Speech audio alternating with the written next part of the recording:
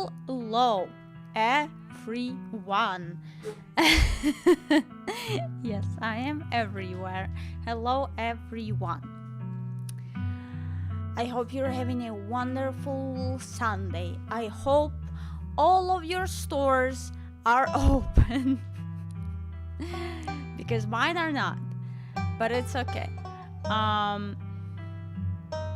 Hey, can you move the frog a little bit to this side?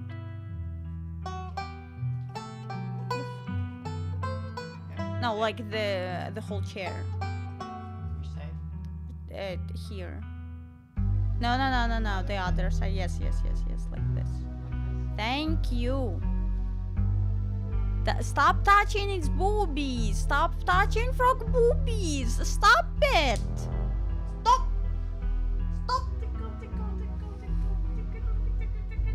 You see what I have to deal with every day? All the time. This is what I have to deal with. But there is no but on the frog.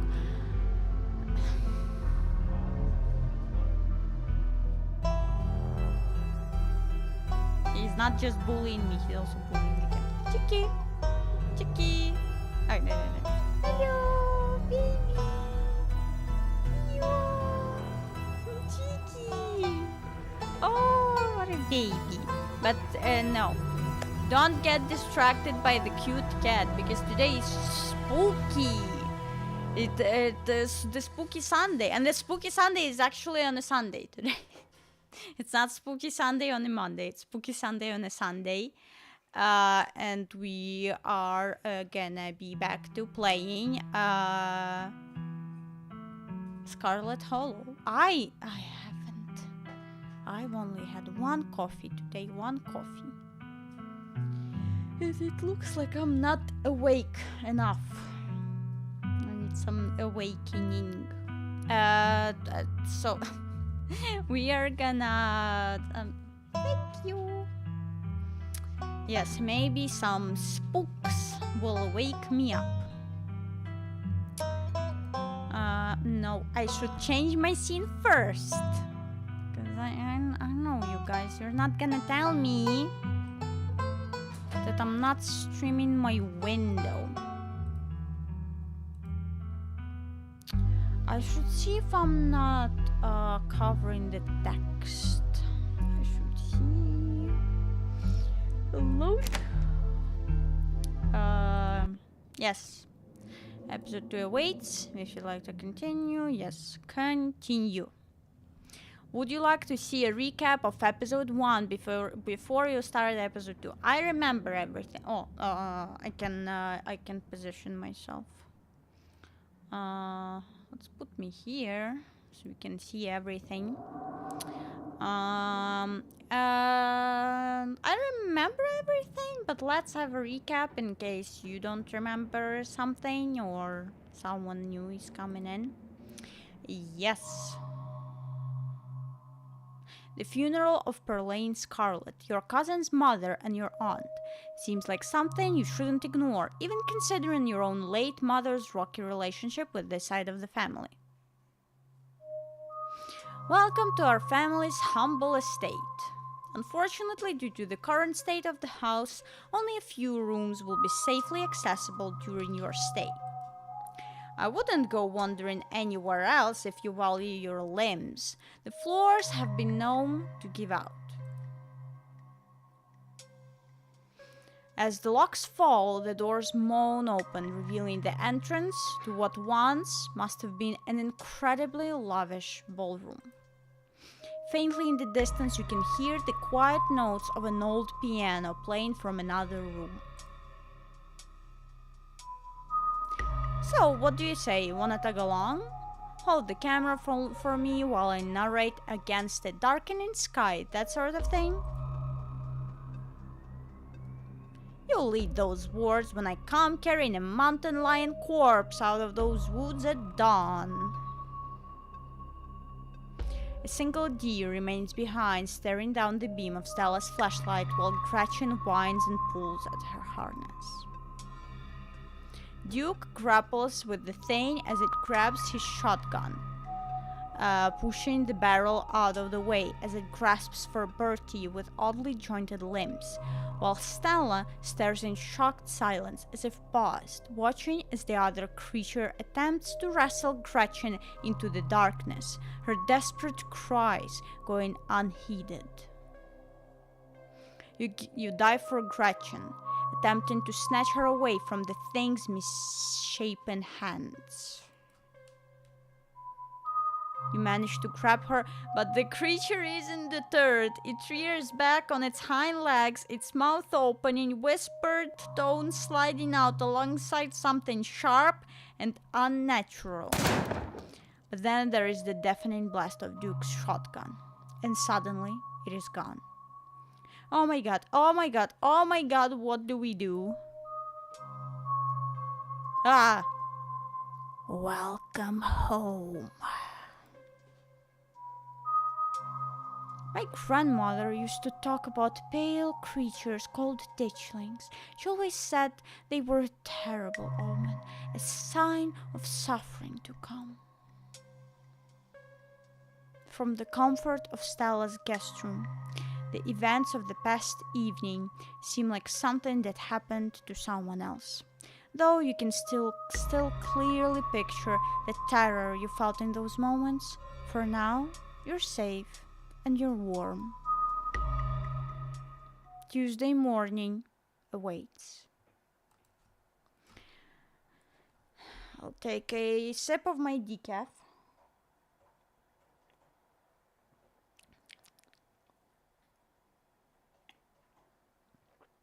And we wake up. You open your eyes. Oh, it's a tiny Gretchen. Oh, look at this. And it's maybe Stella with her parents. Tiny Gretchen. I need a figurine of Cheeky like this. You open your eyes. The sun has risen. The birds are singing. You are still alive. And for now, you are safe. Your gaze wanders across the unfamiliar room to the window and the woods beyond, and you wonder if the monsters are lurking just beyond the trees, ready to pounce as soon as you leave the comfort of your new friend's family home. You can't help but remember Duke slumped against a tree, pieces of him scattered across the clearing. Note, you can refresh yourself on the events of previous days by using the journal icon in the quick menu. Continue. A knock on the front door. Your morbid thoughts are interrupted by a distinctly unhappy voice filtering through the house and past the closed door of your bedroom. Where the hell is Zori? Oh, hey Tabby, there's a fresh pot of coffee on the table if you wanna come in. No, I'm just here to check on my cousin. Let's make this quick, I have a lot on my plate today. You're barely decent. It might be mildly scandalous if people saw you like this. Saunter out half-clothed. I am going to saunter out half-clothed. In my negligee. You might not be fully decent, but you're not about to let that stop you from being a part of this conversation. Ah, put some clothes on. Morning, how'd you sleep? Oh, she's blushing. She likes that we are not fully decent. Why are you looking at me like this? It's spooky. Oh, it's very... Oh, look, there are pictures of Gretchen everywhere. This is so cute. Go on my stream. Go look at the pictures. Do you see? How? Is it open? Do you have my stream? You're lying to me.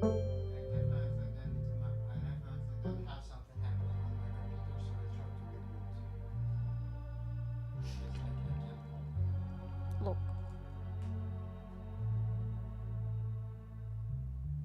There are pictures of her. There's her dog, and all of the pictures of her and her dog in the background. That's so cute. This is the cutest. Aw, Gretchen. Gretchen excitedly looks at you and wiggles her tail. What exactly did the two of you get up to last night? We went up to the woods to film a video. Never mind, I don't actually want to know. What I do want to know is why on earth you decided to blow me off to spend the night with a stranger. Hey, don't be so hard on Zori. I asked her to crush here. And, last night was a lot, Debbie. There's something horrible out in the woods, and I don't think anyone in this room wanted Zori walking up that mountain alone last night. Stella, would you mind giving me a moment along with my cousin? And while you're at it, please stop calling me Debbie. We're not in high school anymore. Yeah, alright. Isn't this Stella's house? Why are you bossing her around? Sorry, Stella, but I should probably... I will apologize for it, but still, if she wants to talk to me, that's fine. Sorry, Stella, but I should probably talk to Tabitha in private. Yep, totally understandable. Just let me know when you're done. Thanks. You've been in town for less than a day, and my stress is already through the roof. I mean, I get it, Stella got you all worked up and you were too scared to walk home. Sure, whatever, that checks out. But I don't care if those woods are chock full of ghouls and ghosties. You had me worried sick. From now on, you're back at the estate by bedtime. No more impromptu sleepovers. Street mama, I'll be home tonight and promise. Hot. You're just jealous of my game. You're not my boss. You can't turn off as soon as I get here and hold me to a different standard. I watched a man die last night. We shouldn't say that. There's actually something out there. I'm sorry. It won't happen again. Remains. I mean, I am a little. If she probably does feel.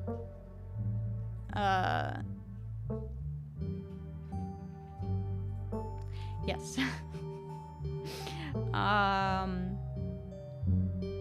Yeah, no, I can't remember the word. That it's gone from my mind. It's fucking gone.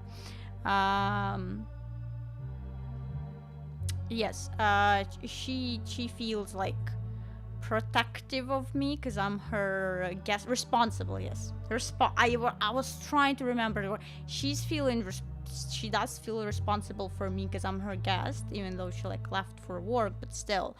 So she was worried. She was worried for me. It is a little bit not nice to stay there, so I will say I'm sorry. Good. I'm glad we could. Oh my god, why does she look like that? What is with this face? We could have this talk. Hopefully, you'll treat my time with the respect it deserves from here on out. Speaking of, I've got places to be. I'd better see you back at the estate tonight. You hear Stella's voice call out from another room. Wait, Debbie, let me know if you're free sometime, okay? Tabitha signs. You're relentless. We'll see, but don't get your hopes up. Oh, her pillow says princess. Oh, Gretchen is indeed a princess.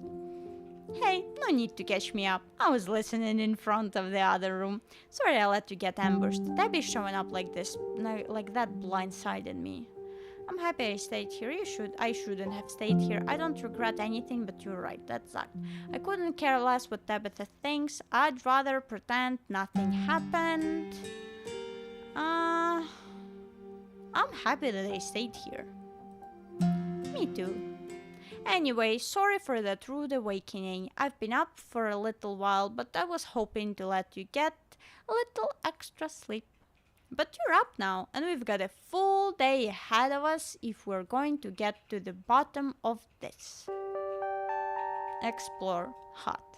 You sure you didn't just want to hang out here all day? How are you so chipper? I want to ask about the I want to ask the other miners about Wayne. All right, boss. What's the game plan?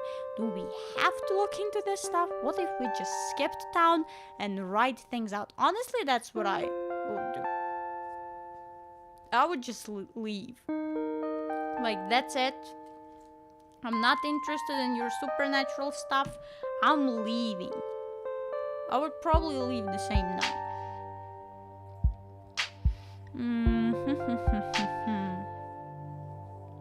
How are you so chipper? You shouldn't be okay right now. That's not what you should say. You can just say you shouldn't be okay right now. I guess I'm just pretty good at compartmentalizing things. What happened out in the woods last night was horrific. But right now, we do have something important to focus on. I'll have time to process what happened to Duke when we get to the bottom of things. You sure you don't want to hang out here all day? As tempting as that offer is, there'll be plenty of time to chill once we solve this mystery. You shouldn't just bury your feelings like that. What happened to Duke last night would mess with anyone.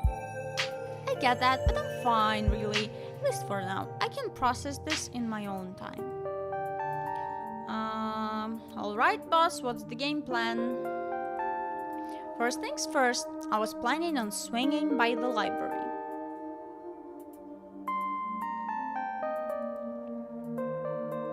Kanika's got a head start on us. It looks like she's already there.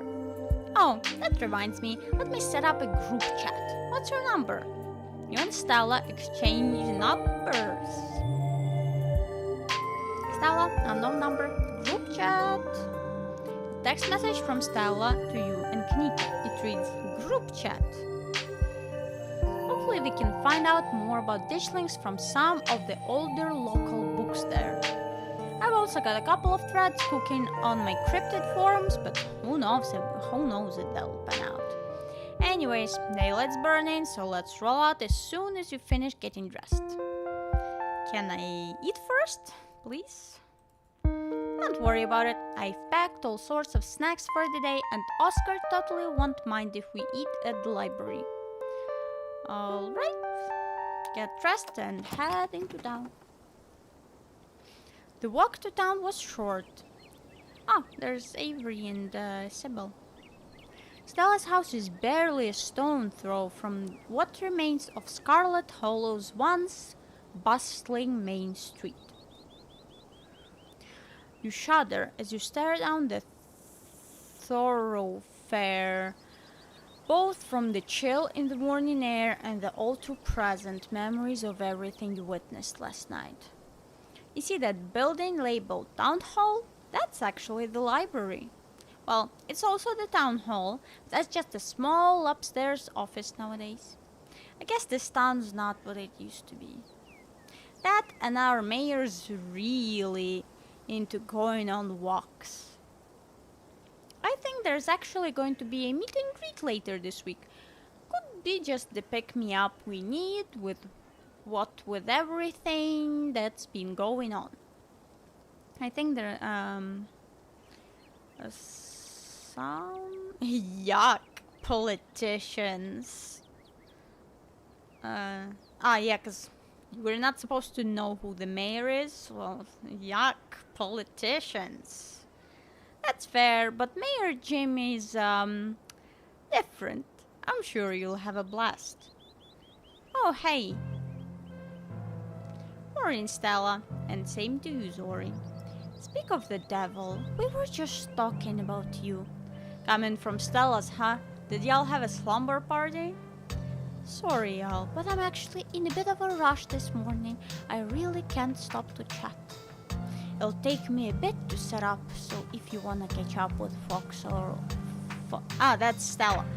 It'll take me a bit to set up, so if you wanna catch up with Fox or grab something at the diner, you can meet me at the library when you're done. Gesture, yeah, sure. Cool, See you soon. Ah, she always has time to chat. Did something happen last night? Oh, Stella and Zori just got up to a bit of trouble, that's all. It's not my place to share. Well, it's your place to share, right, Zori? Duke had a hunting accident. We just got some really good photos as usual. Tell Avery the whole truth. I got traumatized and not really ready to talk about it yet. Jeez, nosy much? I hardly know you. Let's say the Duke had a little bit of a hunting accident because, well, we don't even know if the police like found the body and stuff. So let's say, oh, we think he had an accident, but let's not tell them the truth, or should we? Well, I don't trust them that much yet. It's just the second episode. We bumped into Duke a couple of times while we were out there, and he had a hunting accident. Whoa, what? Is he okay? No. I'm afraid Duke is no longer with us, Avery. Holy shit, I can't believe this is the first time I'm hearing it. Has anyone told Bo? Yes, he's taking it as well as you can imagine. I'll be going up to check in on him today. The poor lad. I can't believe you had to see that, Zori. Tell you what, I'm on break for the next half hour. How about you swing by the diner? Winnie can fix you some of Sybil's new blend and try to calm your nerves. It's chaga and lemon balm. It's always helped me on bad days. I love lemon balm. And if you need to talk about what happened, I'm all ears. Anyways, it's up to you. See you around, Zori. See you, Sybil. Take care now, Avery. I see, you're a private person. I can respect that. You never know how someone might respond to hearing the truth of what you encountered last night.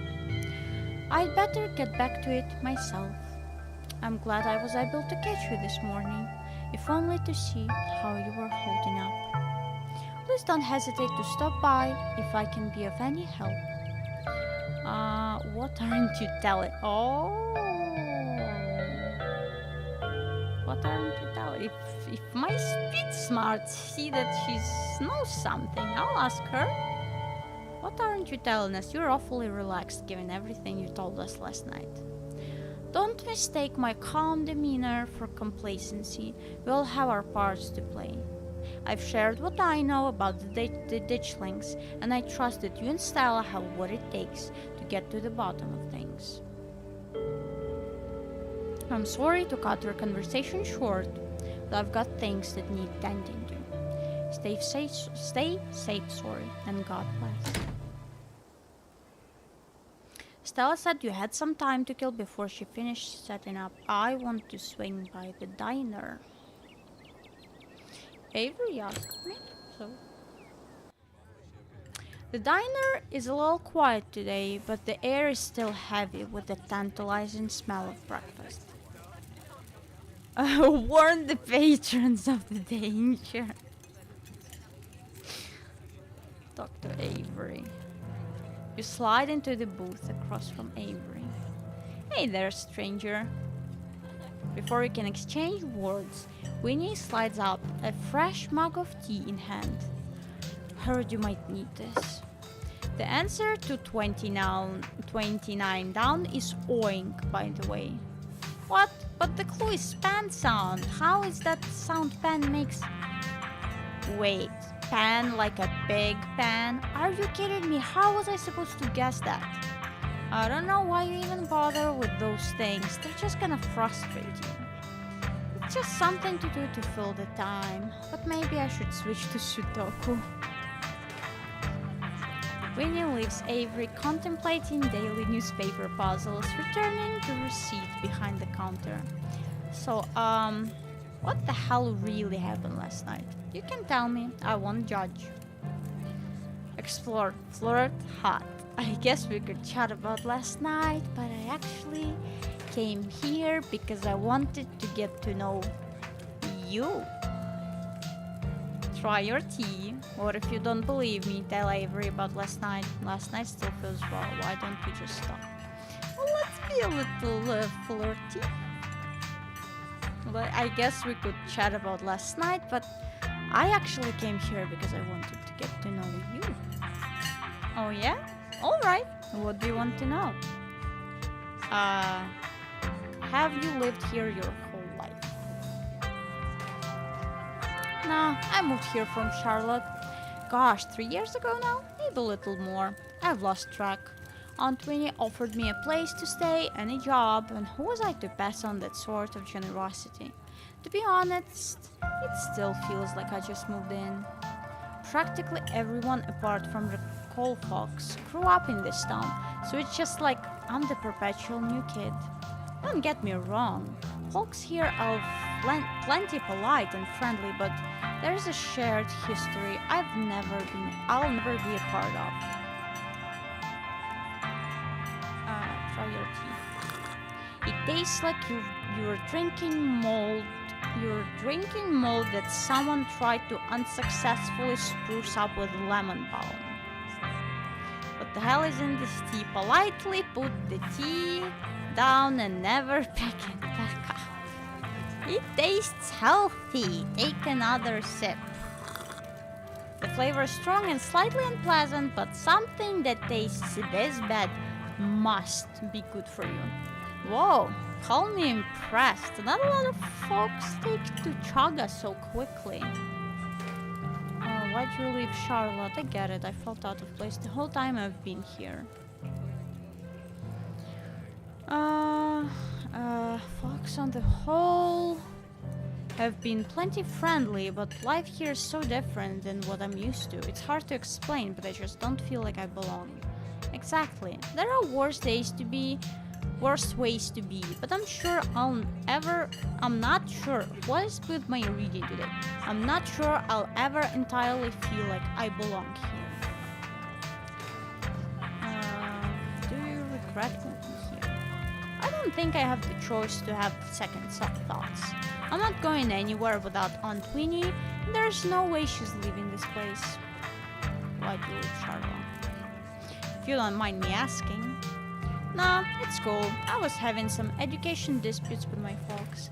They had thoughts on how my life was supposed to go, and I had other plans. It wasn't great, especially since I was still stuck under the roof. When my aunt heard about it, she offered me a job and a place to stay, and the rest is history. That's so nice. That's a very nice aunt. Tell Avery the full truth about last night. Alright, I think I'm ready to talk about what happened last night. Oh yeah? You share everything. Glad to have someone to talk to about the horrors you witnessed. Wow, that is some heavy stuff. No wonder Stella seems distant. Monsters in the woods. I may not have lived here long, but I've never heard of anything like that happening around these parts. How exciting! Avery? Did you just say all of this was exciting? A man's dead, Avery. You should get out of here before things get any worse. You should get out of here before things get any worse and take me with you. Let me know if you happen across any leads. You should get out of here before things get any worse and take me with you. There's no way I could get Aunt Winnie to leave, and I'm not going anywhere without her. Not after everything she's done for me. Even if there are monsters in the hills. I'd rather face whatever's coming head on than start someplace new without my family. Oh man, it looks like my shift is starting. I hope you're doing a bit better. Maybe the Chagas had a chance to start working its magic. I'm gonna keep my ears open for you. The diner is where everyone comes to gossip, so I hear a lot about what goes on around here. I'll let you know if anyone mentions those monsters or anything else strange or unusual. Avery slips out of the booth, giving a friendly half-wave before disappearing into the back. You leave the diner, ready to continue your day. Oh, can I swing by the general store? This is your first time seeing the general store in the lights of day. A young man sits at the table by the register, too preoccupied with his phone to care that you stepped in. You should leave town, there are monsters in the woods. Hi, I'm Zori. Do you know how to get to the mines? If I wanted to buy chips or something, do I talk to you or what you doing on your phone? See ya, you're done here. Hi, I'm Zori. I just got to town yesterday. I'm Miles.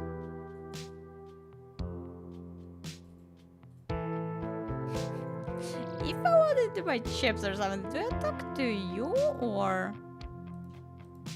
You can just have some chips if you want. It's not a big deal. Street smarts. Hell yeah, thanks for looking out.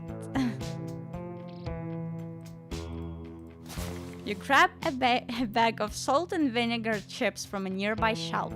It will sustain you in the coming days. Right on.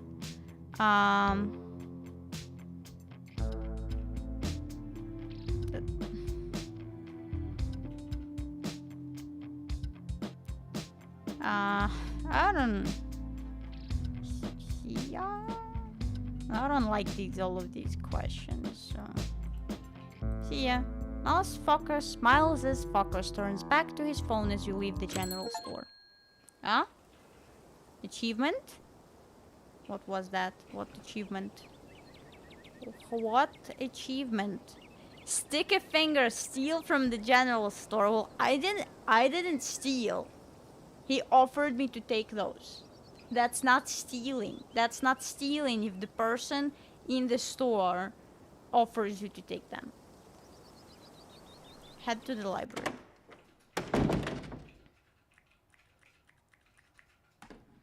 You enter the former town hall. Oh.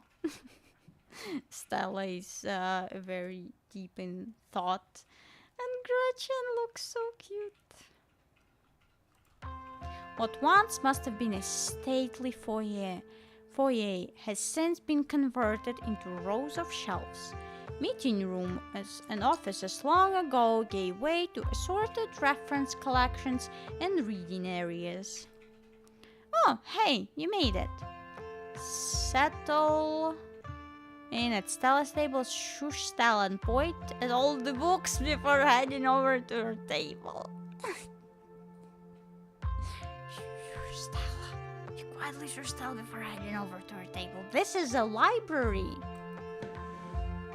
Glad you found the place. Cheese? Is this cheese? I hope this is cheese. This better be cheese. Hey Zori, you look tired. Snitch on Miles. It was hard to fall asleep last night, all things considered. I'll sleep when I'm dead. I'm pretty amped up actually. I've never done a Scooby-Doo before. Kanika, you can't just tell someone they look tired. Oh well, you can't just tell someone they look tired.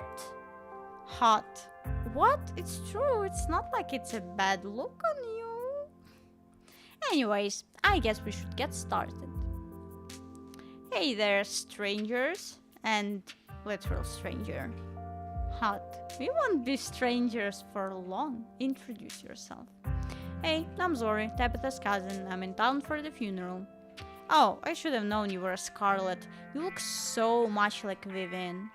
Not that I knew her very well. I was still a little kid when she left. But that Scarlet resemblance, it's, strong. Not that that's a bad thing. I'm Oscar Gutierrez, Chief Librarian and only librarian. Oscar is amazing. He practically built this library from scratch. Yeah, I'm a little jealous of what the kids around here get to grow up with. They don't know how good they have it. Back when I was in elementary school, all the library had was a couple shelves of boring books donated by old people.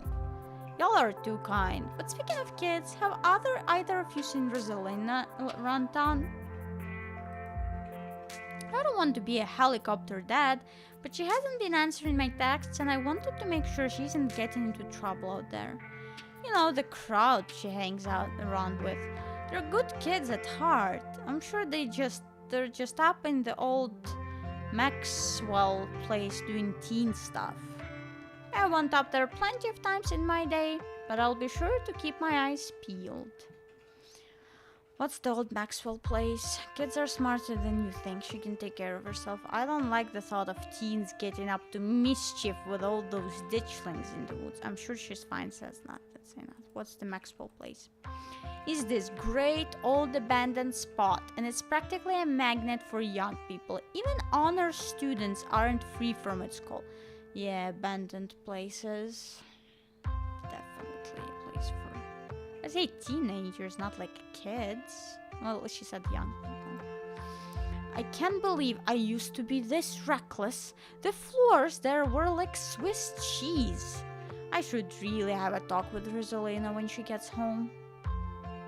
I don't like the thought of teens getting up to mischief with all those ditchlings in the woods.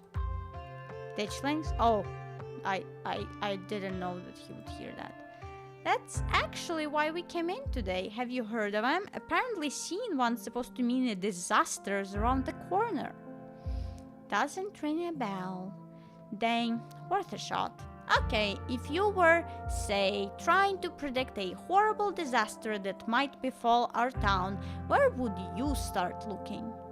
Well, they say history repeats itself, so I'd probably try and figure out what sort of disasters this region typically falls prey to. Should I be worried about something?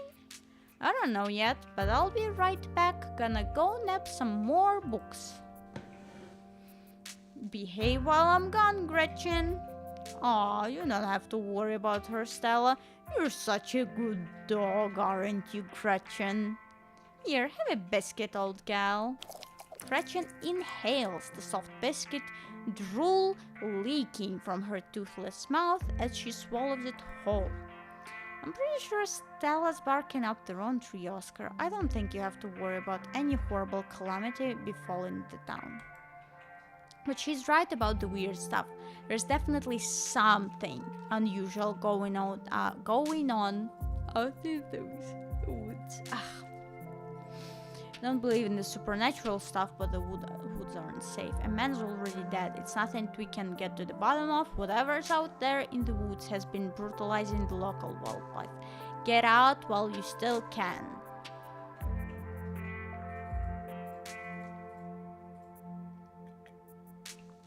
I would have already left, okay? Brutalizing the local wildlife. I don't think it's safe. I'm gonna try calling Rosalina again. I'm sure she's fine, really.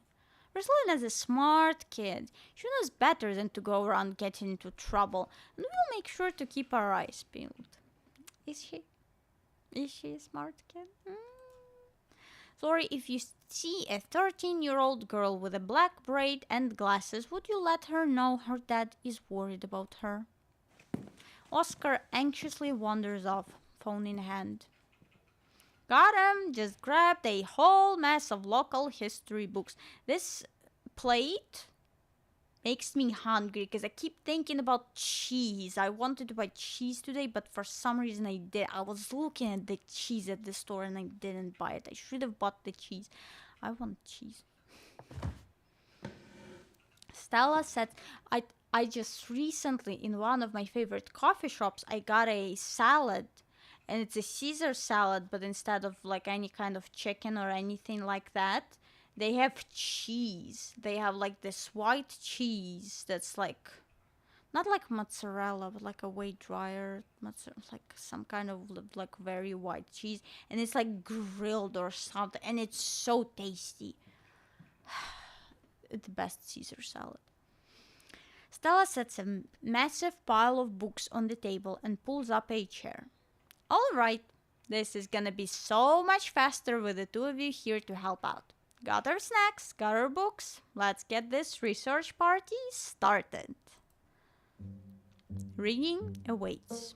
explore. Flip through Veins of Scarlet, a history of Scarlet Hollow coal mines. Flip through Silas Scarlet, soldier, woodman, leader. Flip through Appalachian folk monsters. Reading is for suckers. Let Kanika and Stella do the work for you. Let's Veins of Scarlet.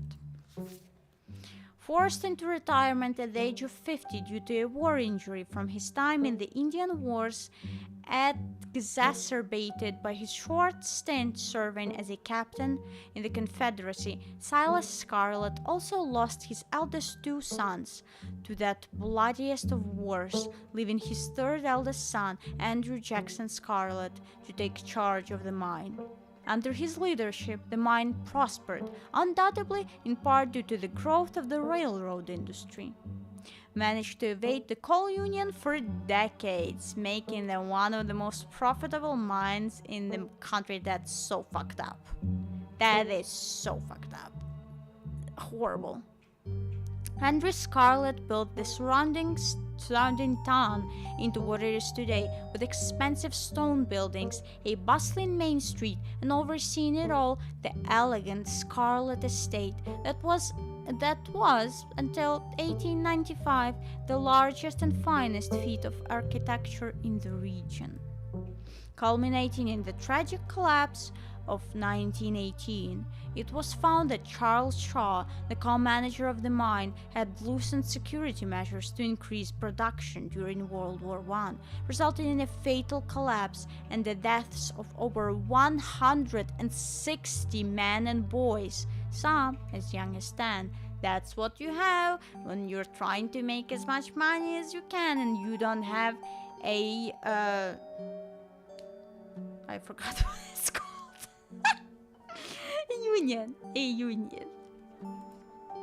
The casualties included Andrew Jackson Scarlet's son, Theodore, his brother Enoch V. Scarlet, who had taken over for their aging father during the bustle of the war, managed to pull the mine from the brink of ruin, thereby saving the town. So this is how your family made its fortune. Horrible. Horrible.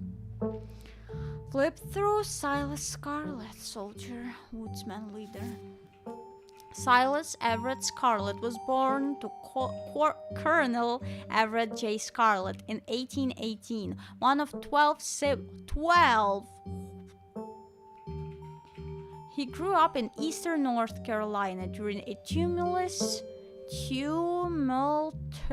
time in the state's history, and not much is known about his life before he joined the army in 1836. He quickly rose through the ranks, in part due to his father's connections, but also due to a particular ruthlessness for which he received the nickname Bloody Silas Scarlet. The federal government granted the now Captain Silas a tract of bounty land in exchange for his service in the Indian War, and he settled into the hills of North Carolina in 1841. That land would become Scarlet Hollow. But it started as a simple log cabin built by Silas's own two hands, occupied by his family of 10. Silas, his wife, Mary Joseph Scarlet, and their 8 children. Logging business brought many workers and fellow landowners to the hills, but it wasn't until Silas discovered rich seams of coal running underneath the entire region that Scarlet Hollow was really put on the map. He saved what he could and bought the surrounding hillside at a great discount, cleverly hiding what he knew about the land's true value. Thus, he had all the resources to found Scarlet Hollow's now famous coal mine. You're finished with this one. Appalachian folk monsters. Few entries catch your eye. Rumpus cat.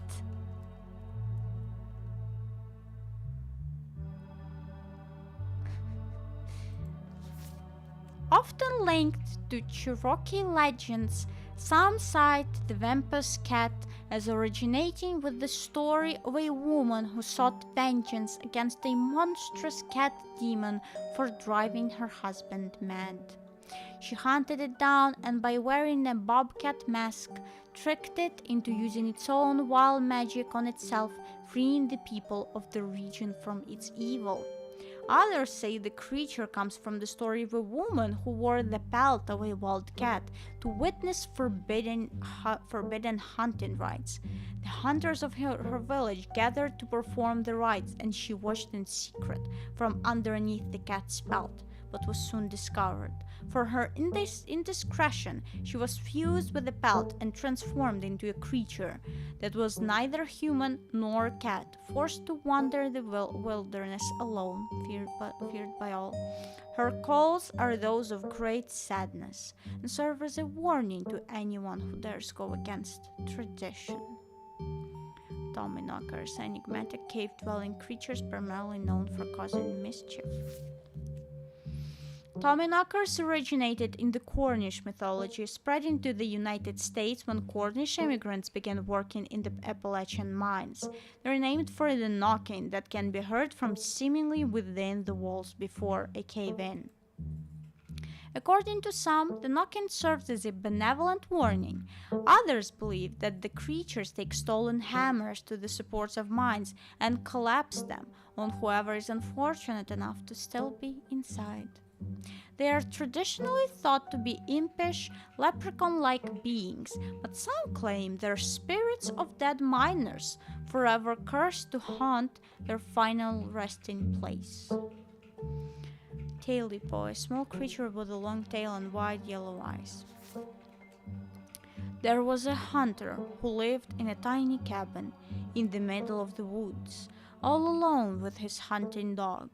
One night, after a particularly bad week of hunting, both their stomachs empty, the hunter spied something out of the corner of his eye. Some small creature had gotten into the cabin through a hole, and before he could even figure out what it was, he'd drawn his gun and fired at the thing, his hunger guiding his actions. But it was quick and ran back through its hidey hole and ran out of sight, leaving only its long black tail shot off by the hunter's rifle. Guess this'll have to do, he said to his dog and threw the tail in a pot to cook a soup. He and his dog ate well that night, the tail filling them both up. The hunter crawled into bed satisfied, and his dog curled up at his feet. He woke up to the sound of long nails scrabbling across wood. His dog was nowhere in sight, only a rumpled spot on the covers where he'd been, and in the gloom he saw two big yellow eyes staring right at him. "I want my Tailipo," a high hoarse voice croaked from the darkness. "Go away!" he screamed at the thing. But it stepped closer to him, still shrouded in darkness, the sound of long claws dragging across hardwood accompanying its movements. "I want my Tailipo," the creature growled again. "I'll get my dog after you," the hunter squeaked, his voice catching in his throat with fear, but there was no dog to be seen. "I want my Tailipo." Before the hunter could so much as scream, the creature leapt from the darkness, long claws stretched out towards the hunter. No one is sure what the creature did to him that night, but the next morning, all that remained of the hunter, his dog, and his cabin was a chimney, standing alone in the woods. You're done here. You close the book and put it back. I think I'm all done. Let's check in. Alright, if we're going with what Kanika's mom told us last night, I think we can rule out any natural disasters that brought the ditchlings here. Oh, we ate some stuff from here. But not nuclear incidents. Looks like our state has a history with those. What about y'all? Find anything? cat! Before you can respond, a handsome black cat leaps into the table. Almost on instinct, Stella slams her book shut. Aw, hey Pixel. You might want to close your book. He loves to rip up any paper he can find. Don't worry, little guy. I didn't forget your treats. Pixel immediately goes down on Stella's treats. Sorry if Pixel is bothering y'all. Hopefully he hasn't gobbled up any of our books. He can't stand the thought that people might pay attention to anything that isn't him. Why do you let a paper shredder freely wander a library? Have you seen this little guy's face? How could I say no to that? Leave Pixel be. You decide to leave Pixel be. The cat crawls up on the table fast as they avoid. It's Sloafy. It's Sloafy up. It's so cute. Alright, I better get back to shelving. Let me know if y'all need anything.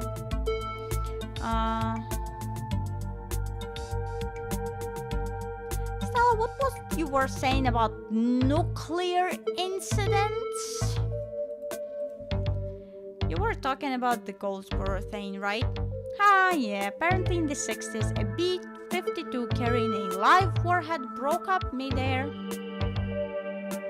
and dropped a couple of bombs.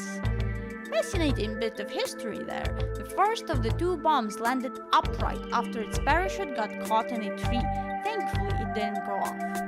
At the time, the government claimed that the bomb was unarmed, but it later came out that the only thing preventing a detonation was a single electrical switch which failed to trigger on the descent. And 60 years later, the second bomb still hasn't been recovered. Right, it's a conventional explosive disintegrated in midair, but most of the nuclear material was made unrecoverable by flooding. If I remember correctly, they just buried it and sealed it up. What is wrong with this town? I don't think disarming nuclear bombs is part of our skill set, so Nuke made the ditchlings. If the bomb is somewhere else, why would there be so many ditchlings here? Oh god, we're screwed. So the Nuke made the ditchlings. Case closed. Looks like we got it, folks.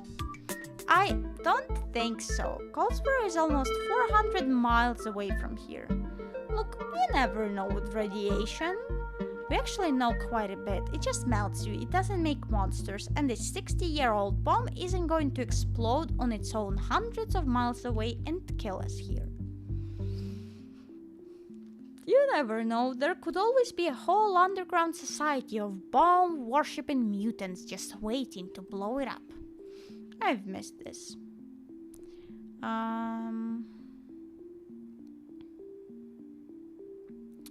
Any luck with Rosalina?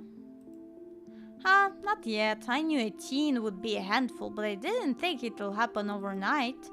I'll probably head out once you're all done and check in on her usual haunts. Do you think there's a cult here? Look about veins of scarlet. So about the coal mines here. Knika visibly shudders. I get cold sweats just thinking about being in a place like that. I feel for the guys who work up there. I could never be sane. Speak for yourself. I love a good crevasse. Crevasse? Crab. I don't know. Well, maybe. Huh? Crevasse. It's just spelled weird. Yes. But I did a history thing. Well, maybe if she likes some crevices, maybe she would like to spelunk us. If you know what I mean. A union-busting mine collapsed from poor working conditions. Color me shocked. Yeah, it's pretty awful. That's what that sculpture out in front for, commemorating all the men and children who died that day. Every kid in Scarlet Hollow learns about the collapse of 1918. Our teachers love to empathize how many children they had working down there, probably to try and show us how good we have it or whatever. Yay! The children don't have to work in the mines. How cool is that? Low bar, if you ask me. Exactly. You know, that could be that what the ditchlings are warning us about. Another collapse? Writing it down on the list of potential disasters. Sheesh, Stella, that's morbid. And besides, it was all Charles Shaw's fault. The labor market is way more strict now. There's no way you could get away with the kind of safety cutbacks he pulled. Y'all don't actually think the mine is about to collapse, right? No, I don't think so. Funny face. Whew. Had been worried there for a second. I hate to give Tabitha any credit, but the mine is safer now than it was back then. Still, what a horrible thought. You never know what happened after the mine collapse. The book just kind of glosses over that. There was a union for a little bit, but it didn't last. There's not a whole lot written about the past century here. Yeah, the Scarlet Hollow mine isn't exactly the most ethically run business. I'm sure Tabby runs the mines better than Charles Shaw did. Still hasn't let the union in, though. Ooh, shit. There is still no union for the mine. That's fucked up. There's a reason she and I don't talk. You guys really seem to have a bond to pick with Charles Shaw. That's what happens when someone directly causes a monumental disaster, especially in a small town like this. People tend to spit when they hear your name. He got run out of town on a rail, you know?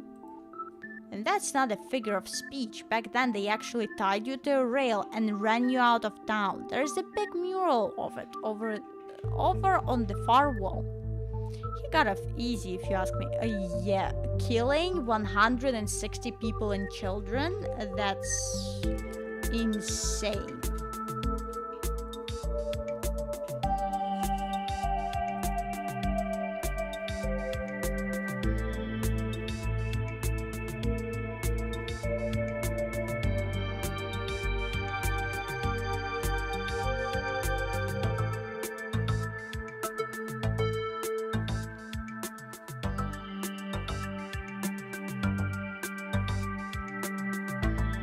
I'm not sure I agree with the collapse angle, but the mines seem important.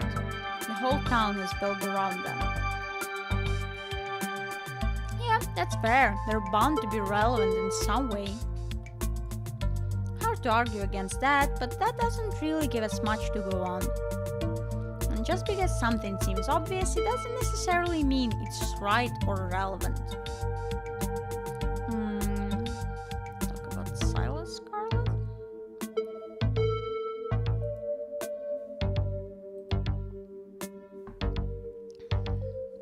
Rich guy in the south. I should have known it wouldn't be pretty. Guess it was a product of a different time. Who knows what future generations will think when they look back at us. Wow, talk about a self-made man. Seems like a great dude. Yeesh, I figured old money from the south wouldn't be great, but he, sure did some things to get where he was, huh? That book is a perfect example of why you should use multiple sources for your research instead of trusting the first thing you read on a subject. Yep, dude was a monster. The mines made a lot of money during the Civil War too, and you can probably guess which side a North Carolinian business owner would be working for. Sorry you related to him. Do you think that Schlings are here for retribution? This town is stuck in the past and built on atrocities. It's already practically collapsing onto itself. No offense. He seems like a terrible person, but I don't see what this has to do with bad omens or creatures in the woods. I don't think it's really relevant to what's happening right now. Do you think that Schlings are here for retribution? That seems tenuous. Assuming Kanika's mom is right, they're here as an omen, not because they're going to do something themselves. And I think we know how I feel on the matter. talk about Appalachian folk monsters.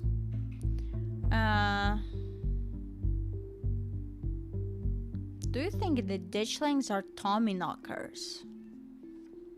What with the whole warning thing? Good thought, but Tommyknockers live in the mines. That's like their whole thing. I'm gonna write it down though. Tommyknockers are literally just the sound that happens when a bunch of rocks and wood are about to collapse. Are they?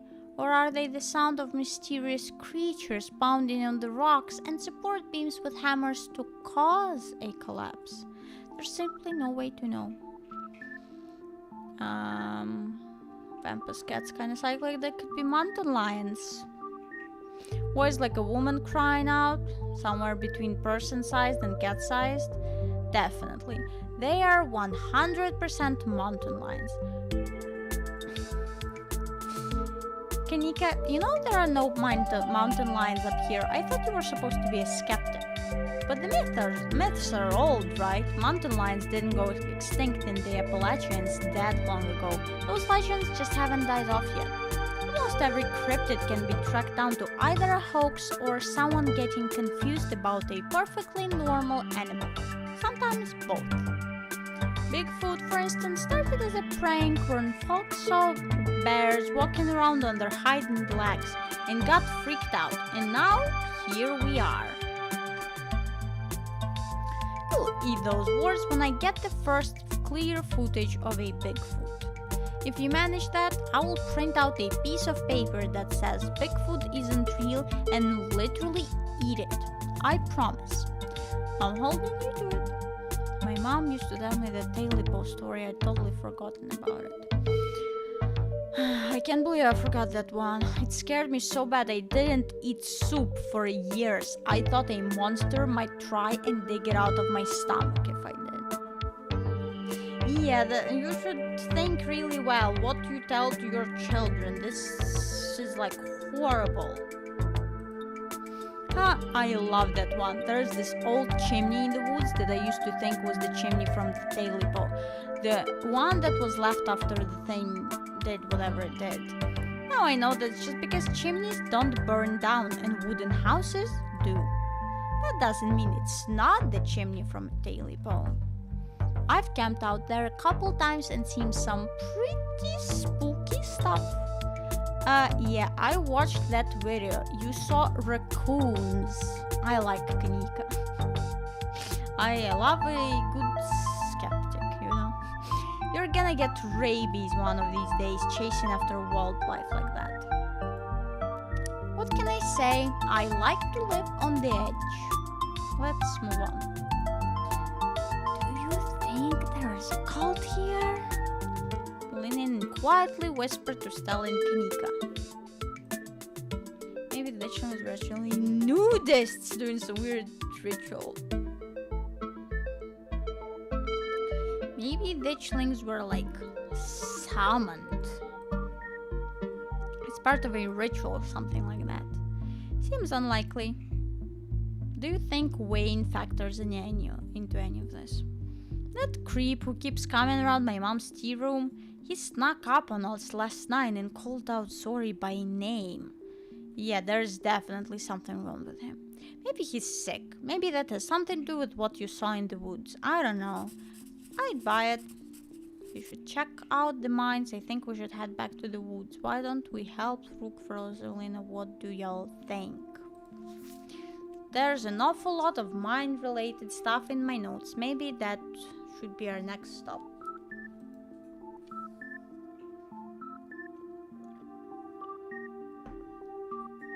We can poke around, find out if anyone's seen anything weird. Just to clarify, you're suggesting we go to question some of the miners, right? We are not poking around unprepared in the actual mines, right? No way, no way we're not going into the mines. Spooky, right? Yeah, totally, 100%. I would never. We don't even have a good reason to go down there. Good, let's keep it that way. You know how I feel about mines. I promise, Neeks, we're just going to question some of the miners. And if that questioning gives us a good reason to poke around, say a cool abandoned coal mine, then we'll cross that bridge when we come to it. We are not going into the mine. Absolutely not. You can cross that bridge when we come to it. I am not going underground. I'm just passing with you. We'll stick to the surface. Okay, good. And hopefully we can find out what happened to Wayne while we're at it. For the record, this wasn't my idea. Do we have to? This seems like a little work. Maybe Tabitha can help us out. Finally, the opportunity I've been looking for to get to know Tabitha. I'm sure Tabitha's going to love the tourist stopping around. Alright, but let's try and stay under the radar. I'm already in hot enough water with Tabitha as is. That sounds like a good idea. We'll be super sneaky, I promise. I can even keep lookout.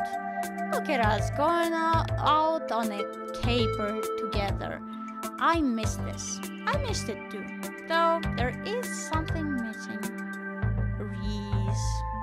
I really miss that dude. I can't believe how long it's been. Have you seen him lately? Nope, I've tried to plan stuff, but he's been too sick. I didn't realize it was getting so bad. That poor guy. You know, we could just pop over and surprise him. He seemed excited to meet Zori. Maybe we'll finally get him to leave his little cave. Hell yeah, let's do it. I'm not saving enough. See, Oscar. We'll let you know if we've run into Rosalina. Thanks, guys. I'll keep you all posted. Another achievement.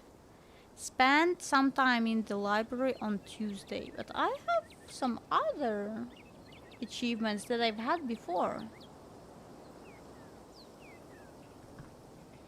Reese's home stands at the edge of the forest wall, an isolated buffer cushioning the rest of the town from an unending wilderness. Reese, it's Stella. I brought some bodies too. Shh, not so loud. He's still sleeping. Can I help you with something? The woman in the doorway stares directly into your eyes. You can practically feel her simmering irritation washing over you. Hi, Dr. Kelly. We were wondering if it would be okay if Reese could hang out. Nothing strenuous, we promise. I'm not going to wake him up. If he's sleeping, he probably needs it. Whatever you do have planned is probably beyond what he can manage right now. Anyways. Oh no, poor Reese. It's just been so long since either of us have gotten the chance to hang out with him. I'm sure he and Zori would get along super well too. Lie, we're just going for a light walk. I've heard such great things. Hi, I'm Zori. Vivian's cat Stella. If Reese is that sick, we shouldn't be dragging him along on adventures. Hi, I'm Zori. I know who you are. The way she avoids looking at you as she speaks makes you feel like you've done something wrong, even though you're pretty sure you've done nothing at all. Reese's mom turns back to the house, sighing.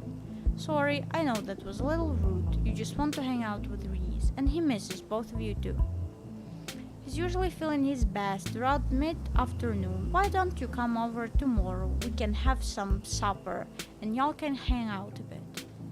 I don't promise that he'll be perky, but I'm sure it'll brighten his spirits to see the two of you again. And I suppose you can come too, Zori. That would be great.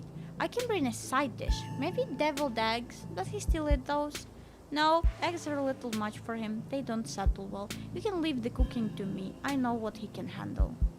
Okay, I'll bring soda then. That's not... Okay, fine. You can bring soda. Nothing with caffeine. Ginger ale, preferably. Oh, and leave the dog at home. She might cheer him up, you know. They have those therapy dogs in hospital. Stella is a little bit... pushy. I don't know. Stella is like so pushy with people. I don't like that. Like, if the lady is like, yeah, you can't take him out, she's like, no, but it would be cool that he could meet Zori. And then she's like, oh, I'll bring this. Oh, then bring that. Oh, no, I'll bring the dog. It's good. Like, I don't if someone tells her no, she should be fine with it. No dogs. Thanks so much, Dr. Kelly. We'll stop bothering you now. See you later. Dr. Kelly nods in acknowledgement and quickly shuts the door. The sound of several locks clicking into place can be heard from within. God, that woman makes me so nervous. She used to be so nice when we were kids. Always had the best stickers when we had to get our shots. Maybe she's just stressed about trees. Or maybe she's just nice to kids. Well, yeah, she's just probably stressed about her kid. Either way, I guess it's just the three of us. You gonna drive? Yeah, sorry, I don't like the thought of going up there without the van. Cool, I'll take my shortcut then. It shouldn't take long for me to get there. You're welcome to tag along, Zori. Don't worry, I won't be offended if you'd rather ride with Kanika. I'm sure you're probably sick of the woods. Either way works for me. Why not just drive up with Kanika? Aren't the mines a bit of way off? Don't worry about it, Zori. There's a lot of junk in the back of my van. Gets a little tight with more than 2 people. I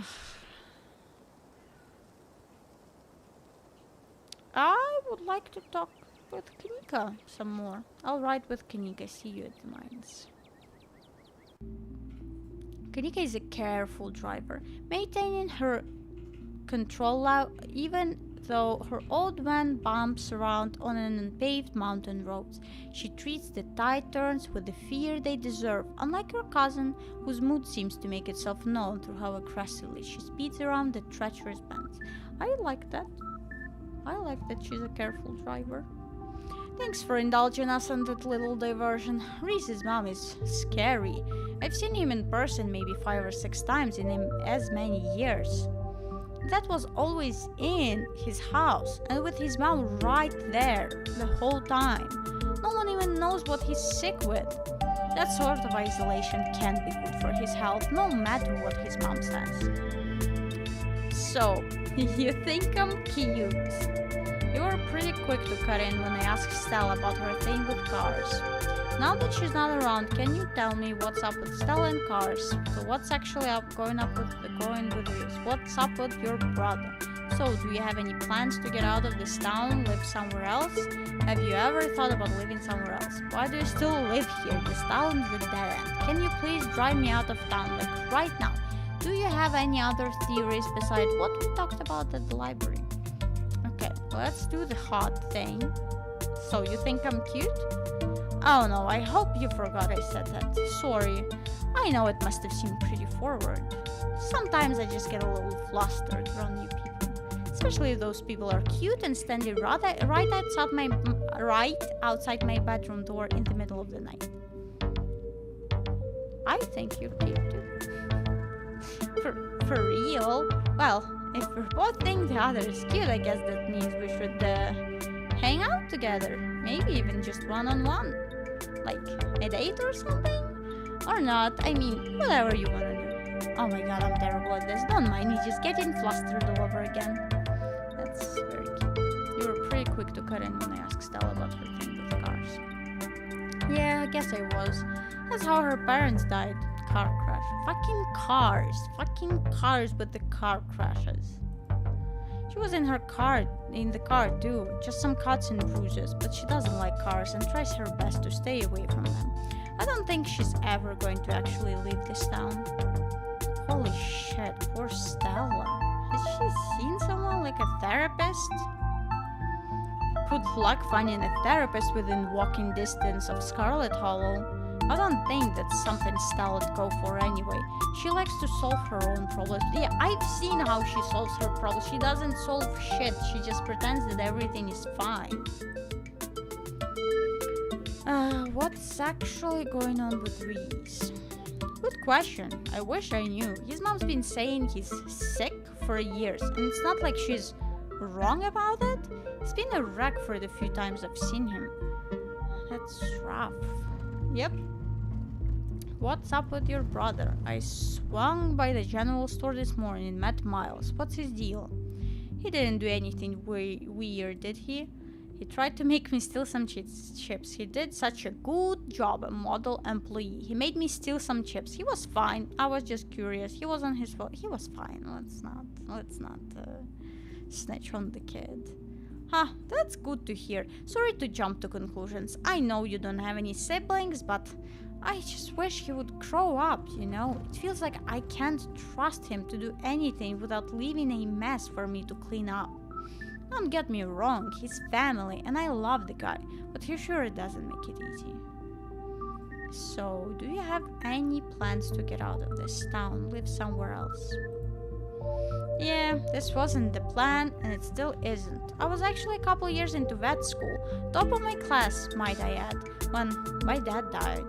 My mom wasn't up for running the store, and you've met Miles. I only wanted to take a semester off, help them get back on their feet. It's been a year, but it's been a year and change now. It's not just about my family too. The general store, that's the general store. If it winds up going under, it's hard not to imagine the whole town collapsing with it. Maybe I'll get back next semester. I'd sell welcome to the dad's club, but don't actually know if my dad is dead. You'd be great, but chase your dreams. I'm sure they'll be okay without you. You shouldn't wait on other people for permission to live your life. Helping your family like this is admirable. Maybe you should stay here. Do you think you're going to go back and finish school? I say this because it seems like it would be nice for her to finish college and stuff. A little harsh, but I guess you're not wrong. I suppose it's hard to think about what I want with other people relying on me like this. I appreciate the vote of confidence. Not a lot of people here share your perspective. Can you please drive me out of this town, like right now? We could both just leave and go somewhere far away from where neither of us need to worry about ditchlings or cataclysmic events. Whoa, there's no way I'm crossing Tabitha like that. The fact that she brought you here is a big deal. She doesn't see people, she doesn't have guests. You being here has gotta mean something to her. And if she found out I was the one who drove you out of town, which she would, there's no way telling what might happen. The Scarlets still hold a lot of sway in this town, even if your cousin's all that's left of them. And hey, I don't think there's a lot to worry about yet. The ditchlings are just some weird animal, right? If we just stay out of the woods, I'm sure we'll be fine. Will we? Do you have any other theories besides what we talked about? I don't know. I don't think there's enough information yet to support any strong conclusions. Though, I've been wondering if what you two saw was maybe some sort of mutated animal, like a strain of hairless monkeys or raccoons or something.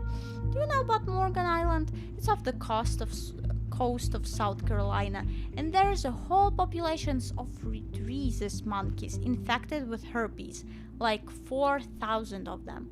Maybe the ditchlings are some kind of alopecia research monkeys. Which sounds ridiculous now that I've said it out loud. Forget I said anything. No, I totally buy that. Those weird sounds, the not quite human ape-like appearance.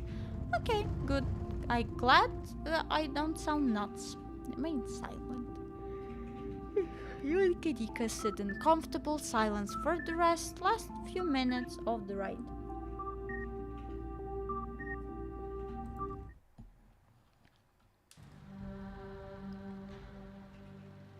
Mine.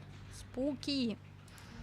Okay, we've been doing this for an hour and a half. So let's have a little pee break so I can drink some water after my decaf. And yeah, let's have a little tiny break.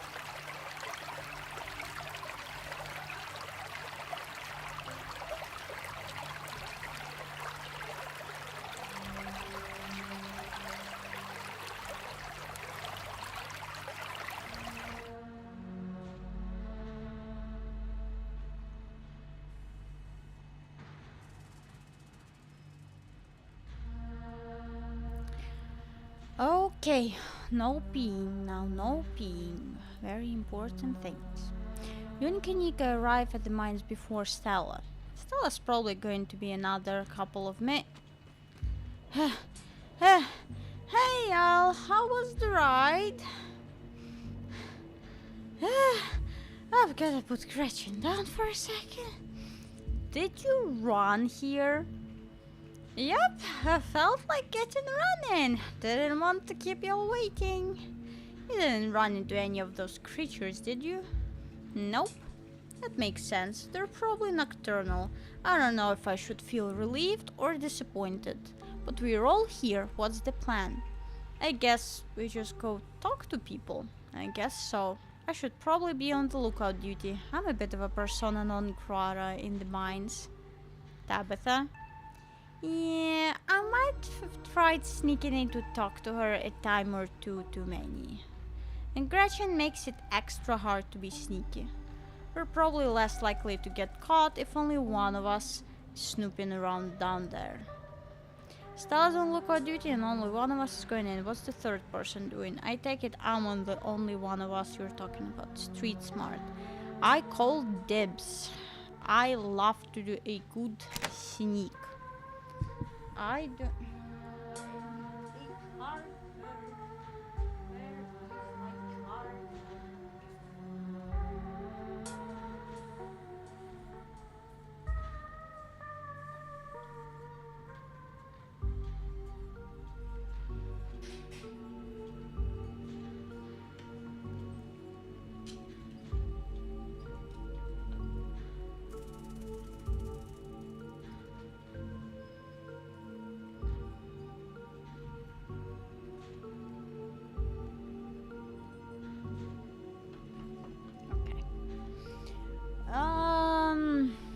I love to do good sneak. Let's say that we love to do good sneak. You're gonna do great. So, the plan, you know, those cheesy old rom-coms where somebody wears an earpiece on the first date? Oh, do you have some kind of surveillance setup in the back of your van? That I didn't know about. What? No, I have a pair of earbuds with a really good mic. We can just do a group call. Kanika hands you a pair of earbuds. We can feed you questions if you get stuck, and Stella can give you a heads up if Tabitha's headed your way. Dang, I've missed doing this sort of thing with you. You're so thorough. Aw, thanks. I do my best. I guess we should part ways and start the call, yeah? Stella and Kanika break off, leaving you alone at the entrance to the mines. Your phone buzzes. Hey, can you hear us? Try saying something. Something. Stella and Kanika chuckle on the other end of the line. Alright, cool. Nothing to do now but enter the worksite. Enter. You pass through the unlocked fence and enter the property of the Scarlet Hollow mine. Explore. Amen. Approach the nearest group of miners. Go straight to the main office to find your cousin.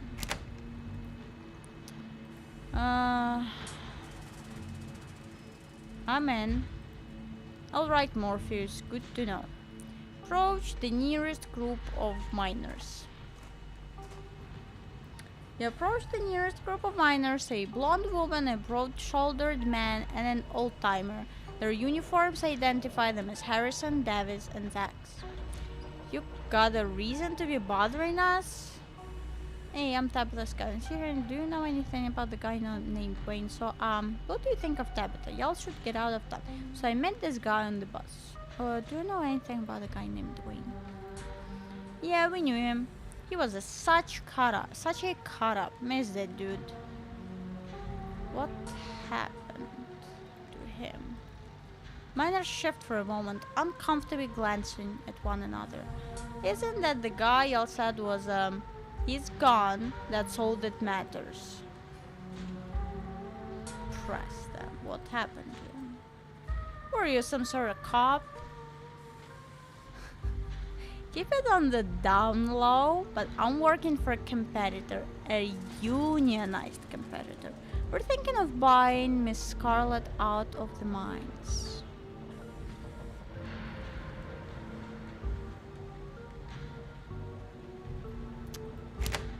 Let's see if being Tabitha's cousin will help us, because technically it's not a lie. I'm here for the funeral. The mine is straightened up suddenly very serious. Sorry, didn't know. I thought you were maybe one of them environmentalists or...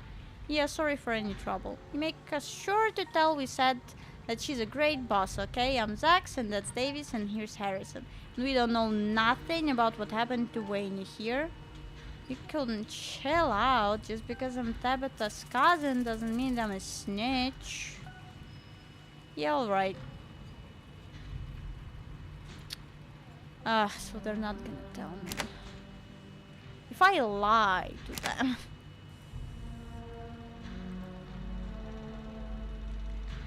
If I'm working for a unionized competitor, will you tell me? No, you're not. This is over there when you introduce yourself to the whole town. Yes. Shit. No. Fine. Just tell me what happened. Fuck off. Hey, Zax, come on, man. No, I've been here decades longer than you, and I know a bit when I see it. Let's get out of here. Our shift's about to start anyways. Sorry. Okay, the miners pack up their things. Approach another group of miners. Stop in your tracks. A shiver running up your spine. Then an unfortunately familiar voice calls out to you. You shouldn't have come here. It's dangerous. This is so spooky. Attack him, run. Stop stalking me. Why are you following me? Do you need help? Ghost! Stop stalking me. You don't have to be afraid of me. I am the only person in this town who truly cares about your safety. Don't forget that. Even if it's already too late to stop, what's going to happen? What's going to happen?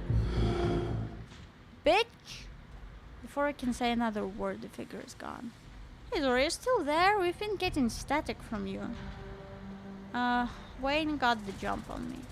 Whoa, I thought I saw you talking to someone down there. Are you okay? You said some ominous shit to me. I'm the only person in this town who cares about your safety, that sort of thing. What the hell is that supposed to mean? Yeah, I care about your safety. This just means we're on the right track.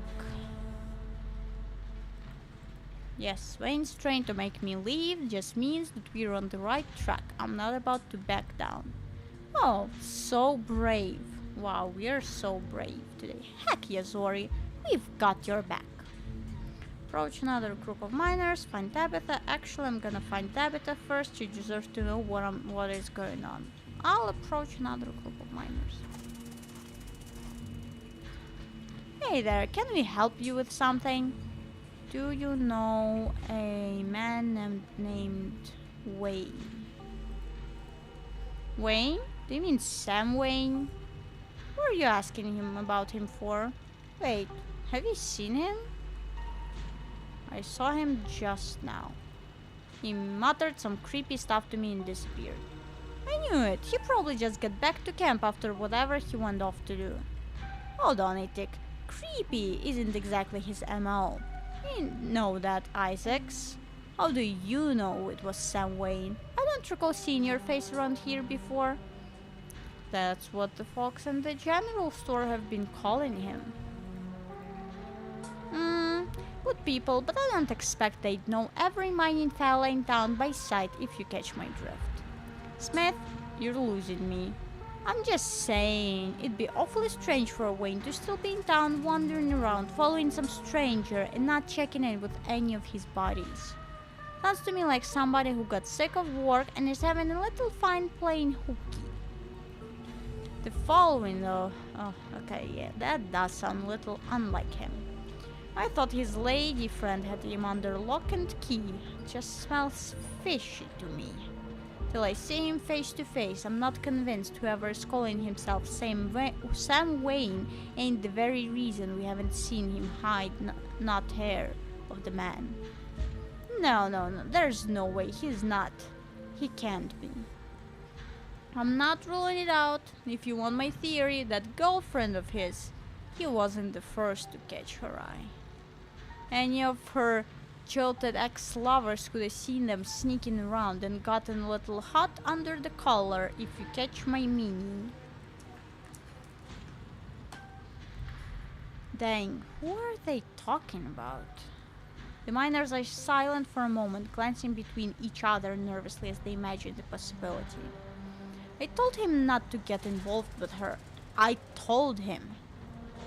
Who was Wayne C?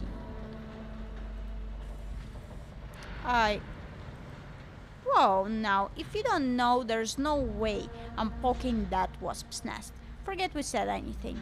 Yeah, I don't want to be next on the chopping block. Leave it. I won't press you on it. Good. What do you think of Tabitha? Now, why would you go and ask a question like that? Are you trying to insinuate something? Horrible woman. Now, fellas, let's not go besmirching the fine, gentle lady.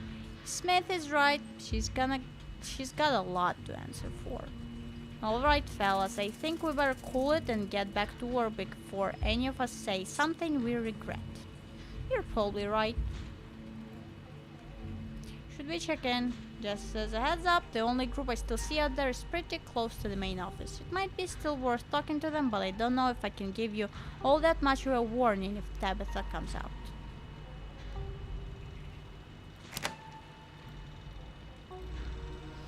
I'm talking to that last group of miners, and don't worry, I'll keep my eye on Tabitha's trailer.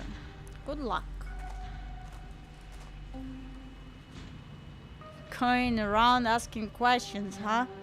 Street smart. Stella wasn't kidding when she said these miners were dangerously close to Tabitha's office. You take in your surroundings, making note of any shadows you can melt into at the first sign of trouble. You don't look like you're from the inspector's office. What can you tell me about Sam Wayne? Oh ho ho, he got himself into trouble, didn't he? Why, you seen him around? What's that young buck up to?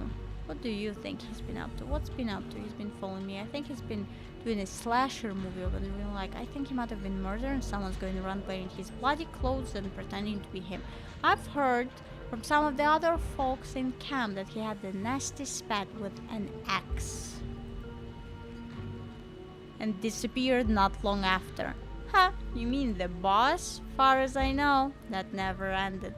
Stella audibly gasps. Yeah, I figured she just ran off to live in that big mansion with his Belle. The thought of a strapping young man like him with that sour-faced prod always left such a bad taste in my mouth. Oh my god, gross! As if you wouldn't fall on your knees if a woman of means showed a slight bit of interest in you, or any woman at all. Fair enough. But I suppose this begs the question. Did she run him off, or did some jealous son of a bitch oust him? Wait, are you talking about Tabitha? Yep. Dang, I figured that's what they were getting at, but it's weird to hear it out loud. You good, Stella? Yeah, I just had no idea. What do you think of Tabitha? The two men shift uncomfortably. Not the kindliest woman I've ever met. She runs the place all right. Tell that to all the boys she's been laying off lately. Keep going around saying that and see how long till you're one of them boys. All I have to say is a mine that's doing well doesn't go around laying off its workers for no reason. I'm not sure any of us are gonna have jobs in a few years. Kate, you're a damned fool. You're gonna be next if you keep up that kind of talk. So be it, but a man needs to speak his mind sometimes.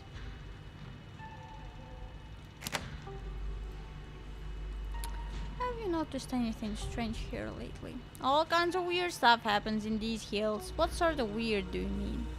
Weird animal sightings? I saw a raccoon with a big old tumor last week. Spoke me something awful. Aha! More animals with the tumors. That's nature for you, not always pretty. Leave it at that. Noises in the woods. All the time. Howling, screaming, all sorts of fiendish caterwauling. Probably just screech owls and bobcats, you old coot. Might be, might not be, but I heard something the other night that sent the fear of God shivering down my spine, I tell ya. It was probably the Friday's light was probably a bobcat. I saw what made that noise. Leave it at that.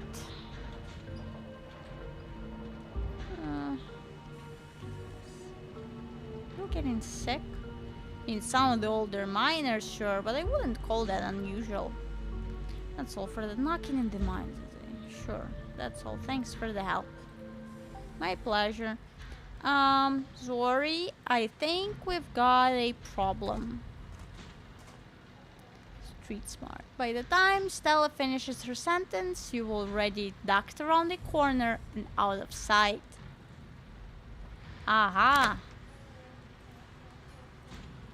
Meet back up with Stella and Kanika. Moving from shadow to shadow and keeping out of sight. Oh my god, we're so cool. The street smart stuff. You're interrupted by sudden movement out of the corner of your eye.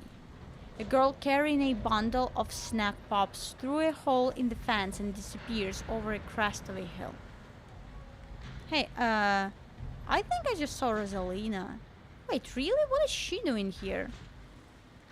Clearly she's doing a delinquency. You'd call Oscar. She's doing a delinquency. The children are indulging. The children are doing a delinquency. I mean, yeah, but what kind of delinquency? Only one way to find out. Let's go after her. You rush over the hill and get your bearings, the sound of active mining fading into the distance. Rosalina is nowhere to be found, but dusty footprints point toward a nearby mine. Children going into a fucking mine. How much dumber can you be? She didn't. I guess the old Maxwell place doesn't cut it as a secret hangout spot these days. But the Shaw mine, that place was shut down like 100 years ago. There's a ditchling in the background. What the horrible. After a collapse that killed over 100 of people. And here I thought Stella was going to be the one to drag me into an abandoned coal mine. Have teens always been like this? Maybe we should just wait outside. I don't think I could live with myself if something here were to happen in there. Let's go. No, why? No. Like, if children are dumb enough to go into the mine that collapsed 100 years ago, like, that's on them. That's on them. They die. Oh, you sure you want to tag along, Nick? Sorry, and I can handle this on our own. Yeah, I'm sure. As much as I hate confined spaces, I'm not about to let Rosalina get hurt in there. Even if it means I have to go underground. Stella and Kanika disappear into the mines. Before you fall, we briefly wonder if you should let Tabitha know about this. Call her. What is it? I'm in a meeting. A kid just snuck into a Shaw mine. I figured you should know. What? Are you serious? Why do these things keep happening to me? Whatever. I'll head over as soon as I can. Just stay where you are and wait for me, alright? God, I don't even know why I'm trying to reason with you. It's not like you listen. I called you as a courtesy, but I'm not going to wait around. Oh, I will happily wait. I don't want to go in there. No need to get snarky. I'll wait.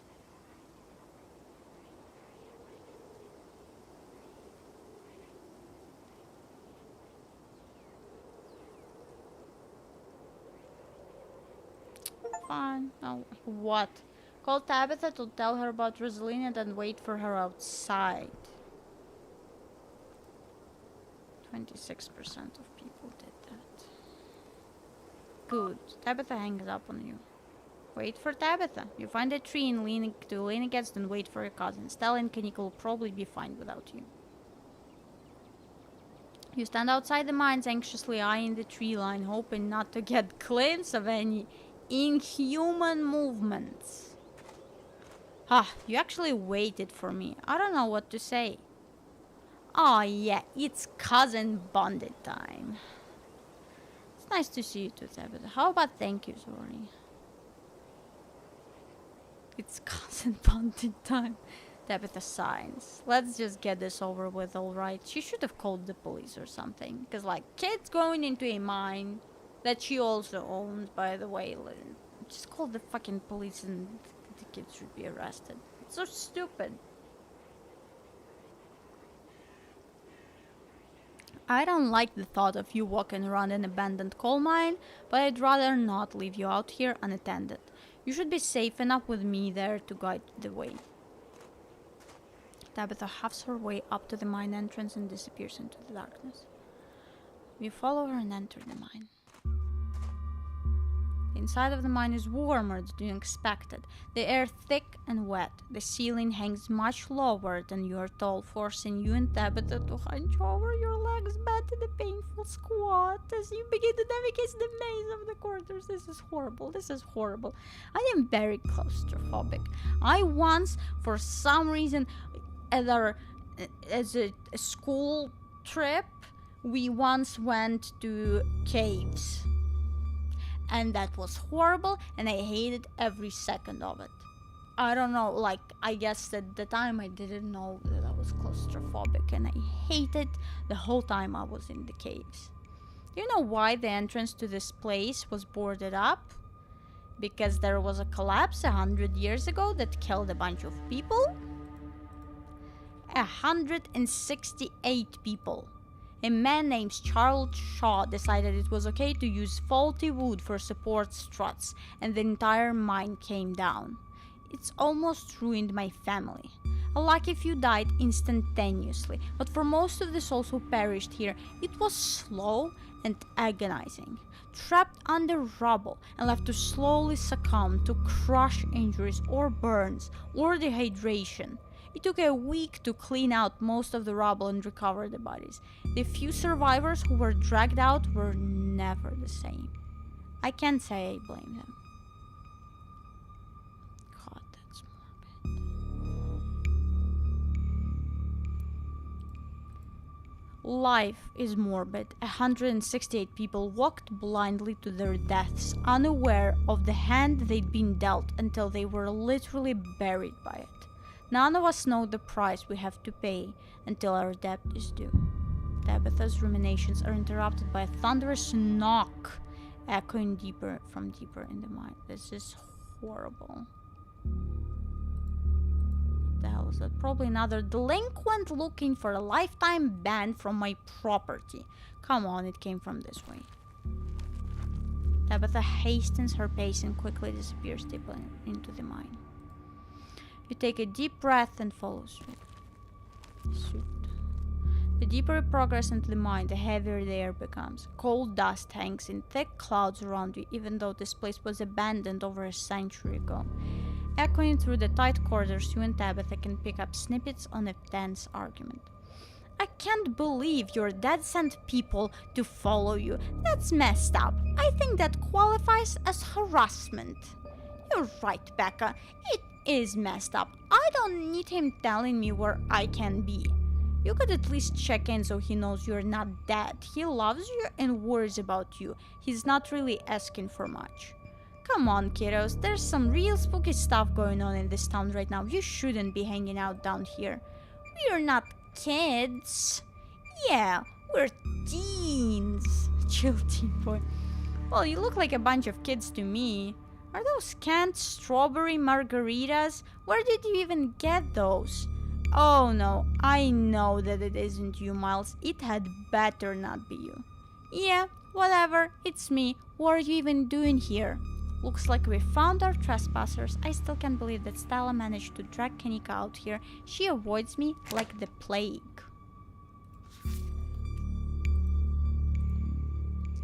What's the deal with you and Kanika? Honestly, I have no idea. I don't hold anything against her aside from the fact that she has always hated me. She probably just got jealous that Stella and I started spending time together. But that was years ago, so who knows?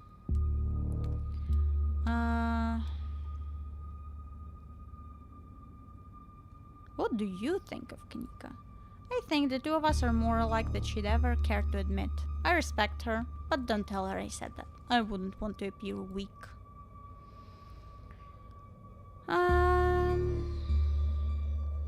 She thinks you're exploiting your workers.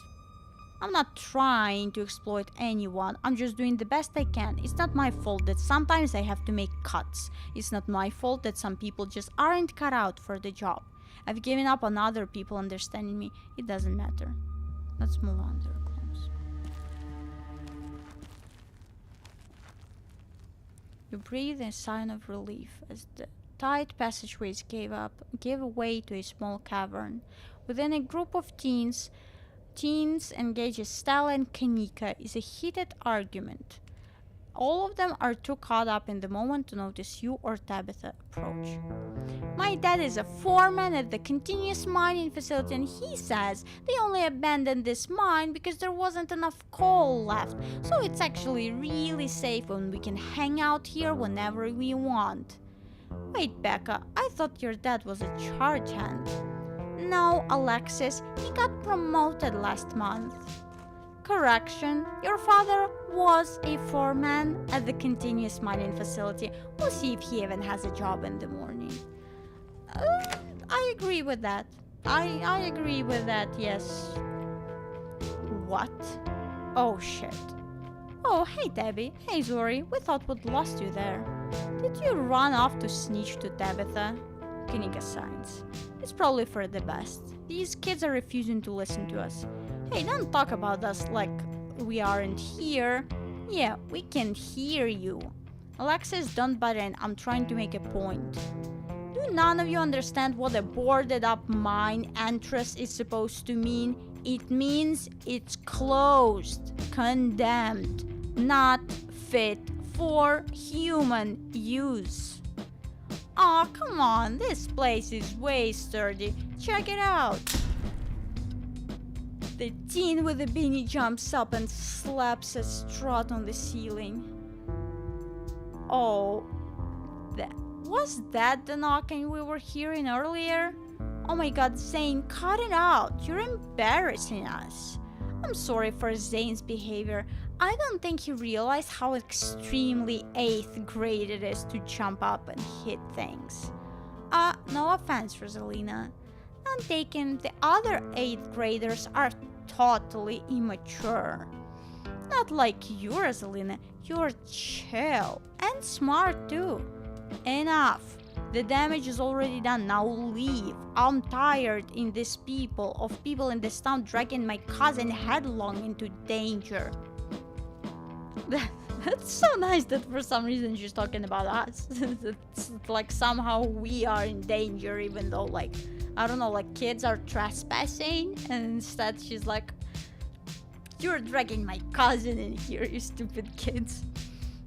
I can't believe I actually agree with Tabitha about anything, but this is the worst place I've ever been in my entire life, and I would like to see the sun again before I die.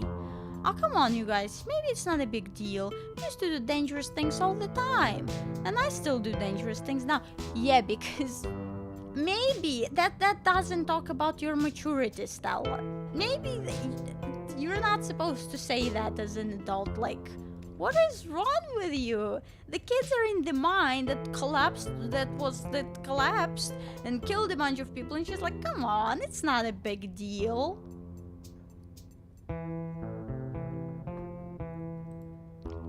Who are we to tell them where they can hang out? At least the owner of the mine, definitely. I don't know who you think you are in this situation, Stella, but I own this mine. Yeah, Stella is a little bit weird right now. She's like, what? Who are we to tell the kids that they can't hang out in a mine that fucking collapsed 100 years ago and killed 168 people? Very normal. It is entirely within my rights to tell them to leave, much like it is entirely within my rights to tell you to leave. Was your lifetime ban from my mind not a clear enough message for you? Hell yeah, Tabitha. Tear the sad 20-something to shreds. Hey, I'm defending you, and I'm not sad. Where'd you get that idea? Running a clickbaity YouTube channel where you run around the woods chasing nothing is extremely sad. So she's sad. So what? Give it a few years and you'll be sad too. The passage of time is inescapable. Look, we just wanted to give Rosalina a good time. Her home life sucks right now. Yeah, tell him about where you have to sleep, Rosalina. We've been living in the library for the past couple weeks. Dad says we can't stay at our house. They've got a hot plate and a couple cots in one of the back rooms. It's actually a pretty sick setup. Yet, we can't go home. Like, my dad is probably also distressed by that, so I'll go and, like, get killed by a mine. What a nice kid I am. No, it isn't, Zane. Rosalina deserves better. I don't care about your home life. If you're going to do underage drinking, go do it in the woods. Just get off my property. Tabitha. Look, Rosalina, I'm sure Oscar has a good reason for all that. He's a good guy and he cares about you. He thinks our house is haunted. Oh. Wait, what? And I should care because it's such a bullshit excuse. I bet he couldn't afford it anymore and is lying to you to save face. What a coward.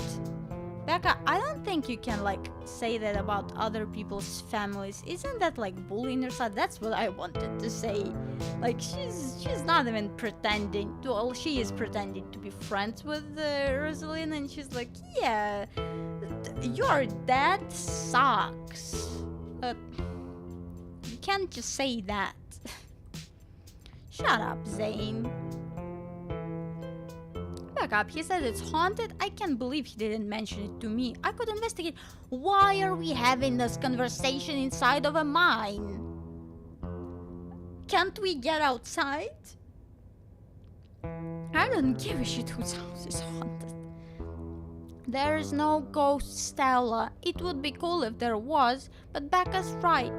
I just wish he would be honest with me and tell me what's really going on.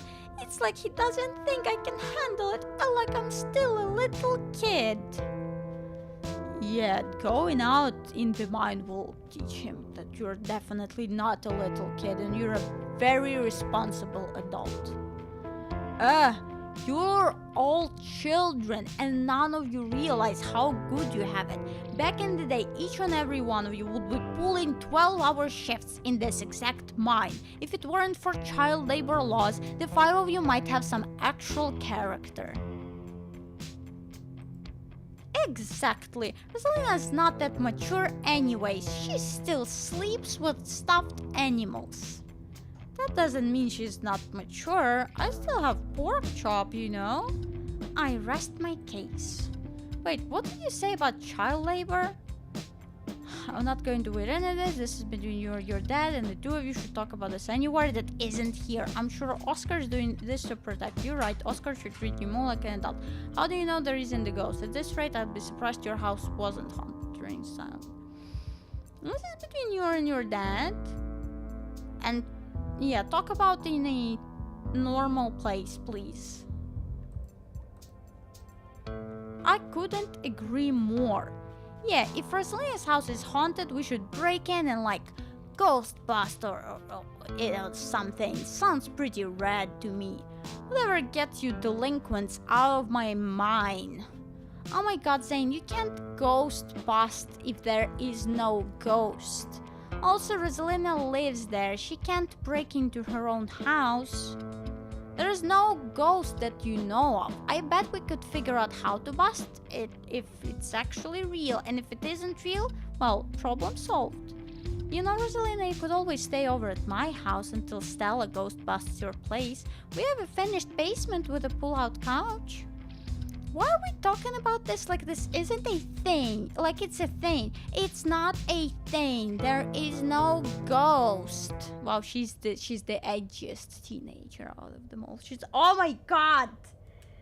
When did I get raid? Oh my god, I'm so sorry. I somehow didn't notice the mess. That's crazy. Thank you so much, Saizaki, for the raid. Thank you so much. How was your... 5 seconds ago, okay, because I was reading hours so much into the conversation, I wasn't checking the chat. Thank you so much for the raid. How was the stream? How was the Testament of the Sherlock Holmes? That's the old one, right? Because I think I started playing it at some point, but I think then some bug just broke my game. Do you know, the old games? Thank you so much for the raid. That's so nice of you.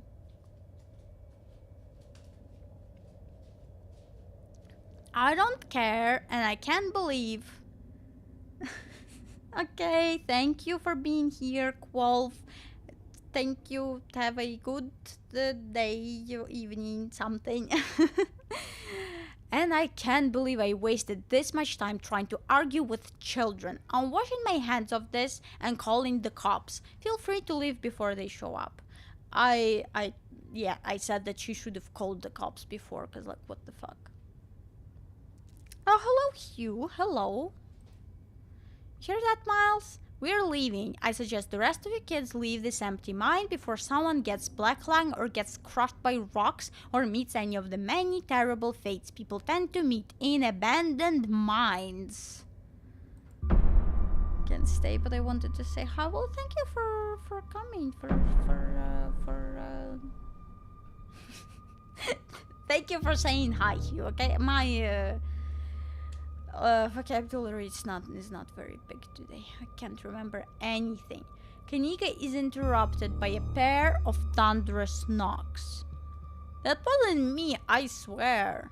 Then what was it? Come on, Stella. Didn't you have a whole list of perfectly natural explanations for scary mine noises? It's Tommyknockers for sure. I know this isn't why we came down here, but we've gotta check it out. Oh my god, what is wrong with you, Stella? What is wrong with you? Why are you like this? Stella?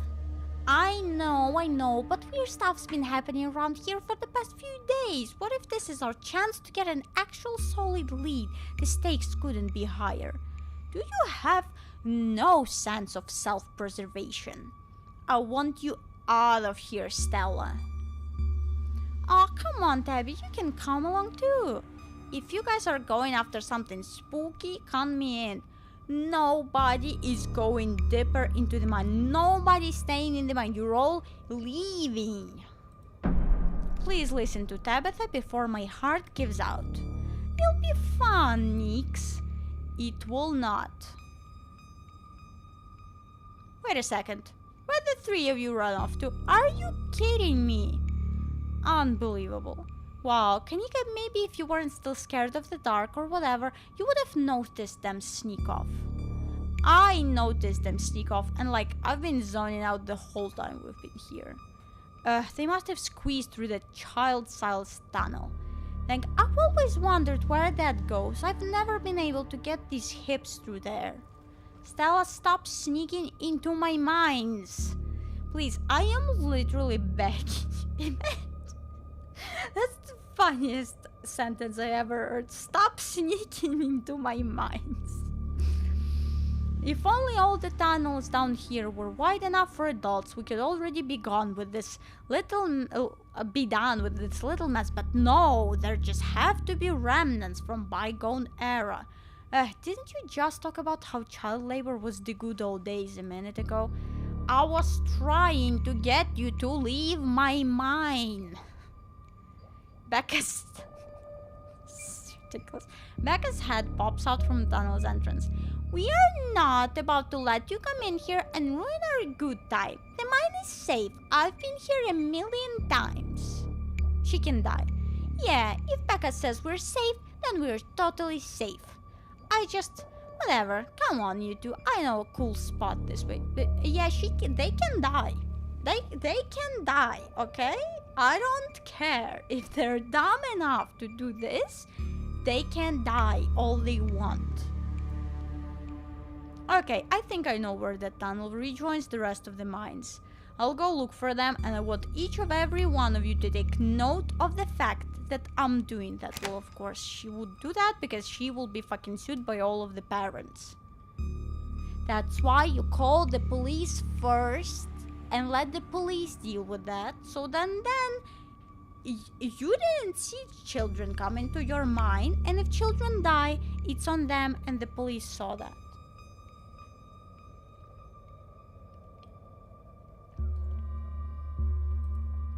If those idiots get themselves lost and die, I am not letting their families sue me into the ground. That's what I just said. Are those really your priorities right now? Yes. Yes, those are the priorities, okay? If children die because they're stupid, that's it. Yeah, do you have a problem with that? I want the rest of you out of my mind. Except for you, Zori. I'm not letting you out of my sight. Yeah, sure, I could never fit in the tunnel anyways. They have crossed the barrier that I cannot, so my time here is up. But only because Stella promised me a ghost hunt tomorrow. Whatever, I still have to do my dailies anyway, and the service down here sucks. I will happily escort you two knuckleheads out. No, she's doing the face. No, you are not about to weasel your... Why do you keep doing this? My accident? You stole my mic arm. You took it away from me. Yes, I know. You didn't give it back, and you keep doing this. No, you're not about to weasel your out into this, Stella. I have to save stupid children from the mine. But children here for the mine. Exactly. The children got into a fucking abandoned mine that collapsed 100 years ago and killed 160 people. And these children think that it's a good idea to do some underage drinking in there. Well, they're children, they can't do Any other type of drinking.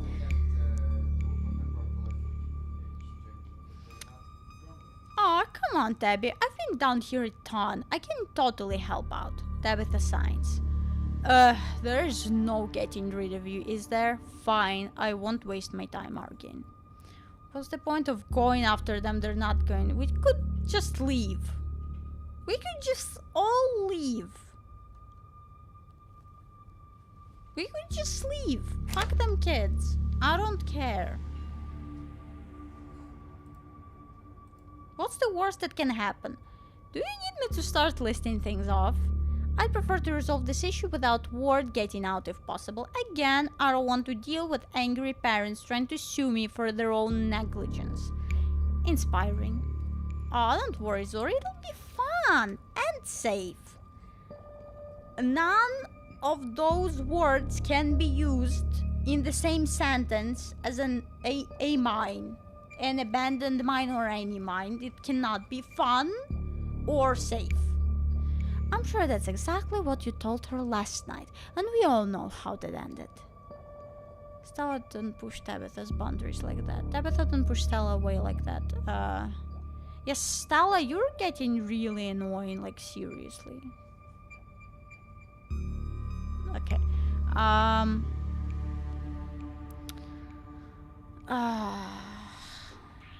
coming along, but I want to stress that it's against my will and better judgment. Noted.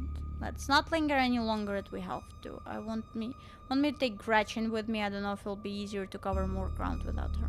Yeah, that's probably for the best. I don't want a repeat of last night, and who knows if we'll have to do any climbing. I'll see you on the other side. Hopefully soon. For sure. We won't be long. Cool. Can't wait to bust some ghosts tomorrow. Kanika, Miles, and Zane head towards the entrance of the mines. leaving you, Tabitha, and Stella to find the remaining teens. Alright, no dot lane. We should be able to catch up with them if we go this way.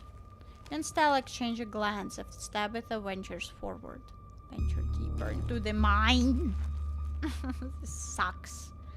As the three of you move deeper into the mine, you hear echoes of conversation bounce across the worlds. But, Becca, why are we doing this again? I thought you thought Tabitha was like really cool. Why are you trying to get her all mad? We're doing this because Tabitha is cool. She doesn't let anyone boss her around, so we can just let her boss us around. You hear that, Tabby? Someone thinks you're cool. I can't believe she used to hang out with a nobody like Stella. Hey, I don't know. I think Stella's kind of cool. Her videos are really neat. Oh, come on. She doesn't even have a sponsor. What kind of YouTuber doesn't have a sponsor? I mean, not yet, but I mean, talks with me tries, and I make plenty from ads and donations. Press, just freaking go. Quietly press on. Another knock, closer, interrupts your thoughts, followed by another, followed by another. Is it just me, or is the knocking coming from the same direction as those kids? It's not just you. Okay, that knocking is starting to freak me out. Calm down, Rosalina, it's just mind sounds. Did you guys see that? No, it was just a shadow. There's no reason to get freaked out. I saw it. Shut up, there's nothing down here. Stop trying to scare me. For sure, then back up with us. What did they see? What if they're the ones knocking? I can't believe they're making us do this. They better get grounded when I was...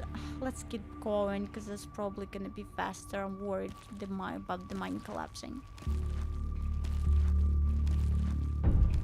As you progress deeper into the mine, the knocking grows more frequent. It's still distant, but it's much louder than before. The tunnel ends abruptly in front of you. A century-old ladder is the only way forward. In the darkness beyond, you can still hear the echoes of terrified teens, their panicked arguing bouncing down the pitch-black corridors. And here we are. The tunnel they crawled through passes through the chamber below. It shouldn't be hard to find them once we get down there. I've never been this far in. Congratulations, Stella. You got what you wanted. Tabitha crawls up the ladder and disappears on its edge. Alright, let's do this. Stella hoists herself up there over the edge and climbs down. Follow them into the pit. I don't wanna do this. I'm pretty sure this is the way back. Come on. Pretty sure? I thought you'd been down here before. Okay, maybe I didn't get this far in, but whatever, it doesn't matter. I definitely remember the way out. Hurry, I don't want to be down here anymore. I think it was actually this way. Oh, shut up. No one even wanted you to come with us anyway. Becca. Yep, they're close alright. Good thing they're so damn loud. It sounds like they're really lost. Voices around you, those of the teens and your companions, sound odd, distant. Step forward. There is something in the darkness before you that's much louder, though you don't hear it. You don't hear it, but you can feel it in your chest, a desperate need to perceive and be perceived. Wrap yourself in the darkness of the pit. Hey, are you alright, Zori? Bear witness. What do you think you're doing? Get away from there. Your cousin dives towards you, but not before the light from your phone illuminates the chamber.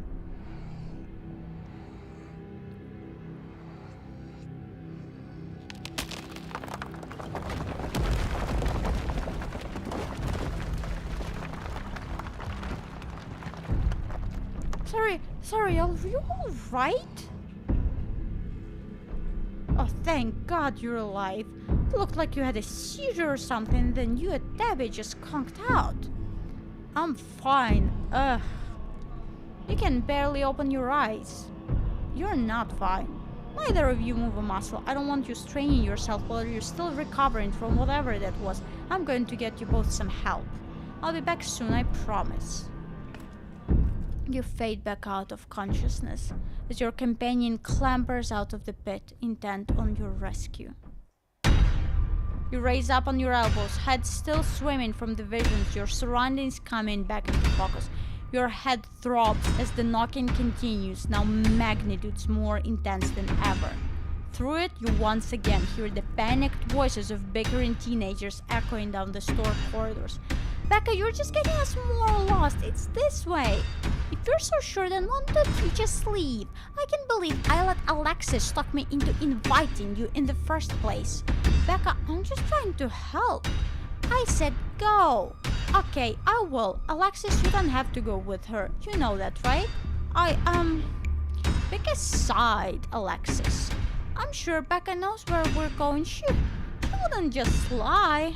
Sorry, Rosalina. The increasingly desperate voices of the teens are drowned out by the thunderous knocking. You can practically feel the ground shake beneath you. You can almost see the walls vibrate with the intensity of the hellish sound. God, that knocking is not helping my headache. What the hell just happened?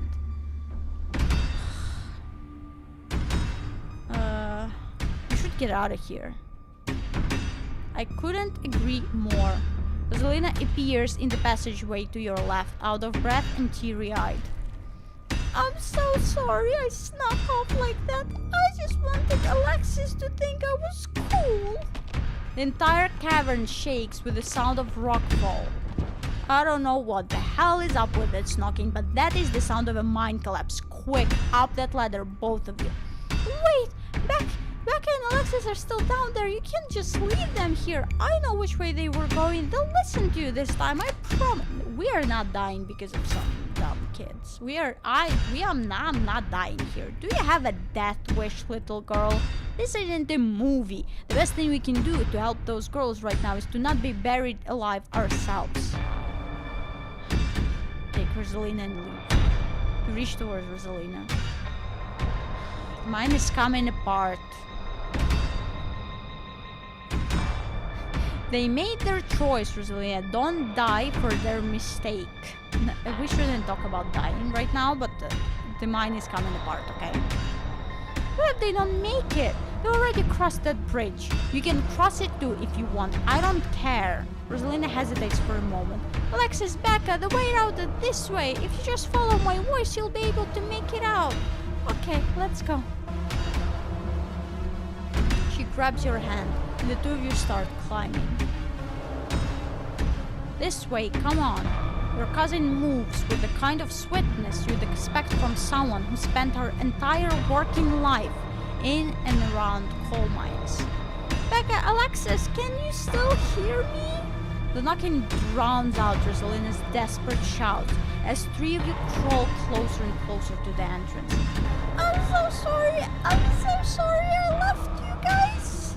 It's deafening now, as if someone were trying to break through the walls with fists of iron. You continue to push forward, your burning muscles giving way to pure adrenaline. Then comes the sound of splintering wood. You pick up the pace. The entrance is so close. Oh my god, I hope we make it. I'm so sorry. And there it is. Free. The three of you manage to squeeze through the entrance just as the walls of the mine come crashing down. Alexis. Do you think the other two? Maybe they got out. It's possible, right? Maybe there's another entrance or something. Or maybe they're still alive in there. Oh God.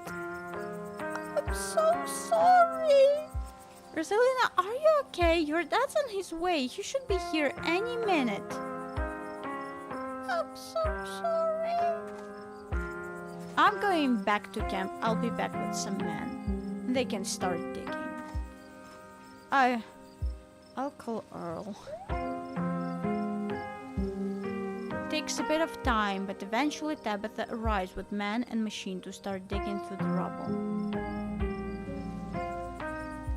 You, Stella, and Kanika are afforded a quiet moment to yourselves as the others get to work. Do you think Becca and Alexis are okay? I can't believe you left us out there. Ditchlings. Your vision, what happens now? Your vision.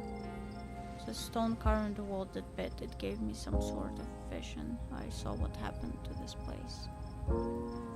Are you sure it wasn't just other suggestion? We talked about the mine a lot today. I don't know, Nix, you weren't down there. Sorry, and Tabby had like simultaneous seizures next to a creepy stone carving. It was like something out of a movie. Just because they passed out or had seizures doesn't mean it wasn't auto suggestion. Do you think Becca and Alexis are okay? Ditch things?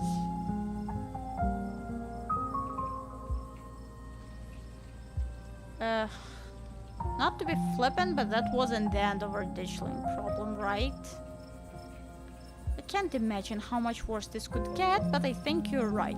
We've still got a lot of unanswered questions too, even more than we had this morning, and we had a lot of questions this morning. This is still a little too magic for me. Just because two bad things have happened doesn't mean there's a pattern, right? Do you think Becca and Alexis are okay? Because I don't. There were survivors in the last collapse. They brought it upon themselves. They're kids, Zori. What happens now? Hey guys, I don't think she's quite ready to talk just yet. What happened out there? What did I do last time? Last time Rosalina, like, crushed her foot or something. Well, I don't remember if the other two girls died or not. She's okay, Oscar made sure of that. Have you met the kids Rosalina hang out with? They made it out of there because she stood up for herself. There's something terrible in the I think Tom and others brought on. You met the kids Rosalina hangs out with? Yeah, Rosalina's lived here since she was 2, so she basically grew up with them. They're a little older than her, and yeah, they get into some trouble, but I didn't think they were bad kids or anything. Especially that Alexis. Gosh, that poor girl. Always acted like a dog somebody had kicked. And now she's in there. It's not right. It's gonna be okay, Oscar.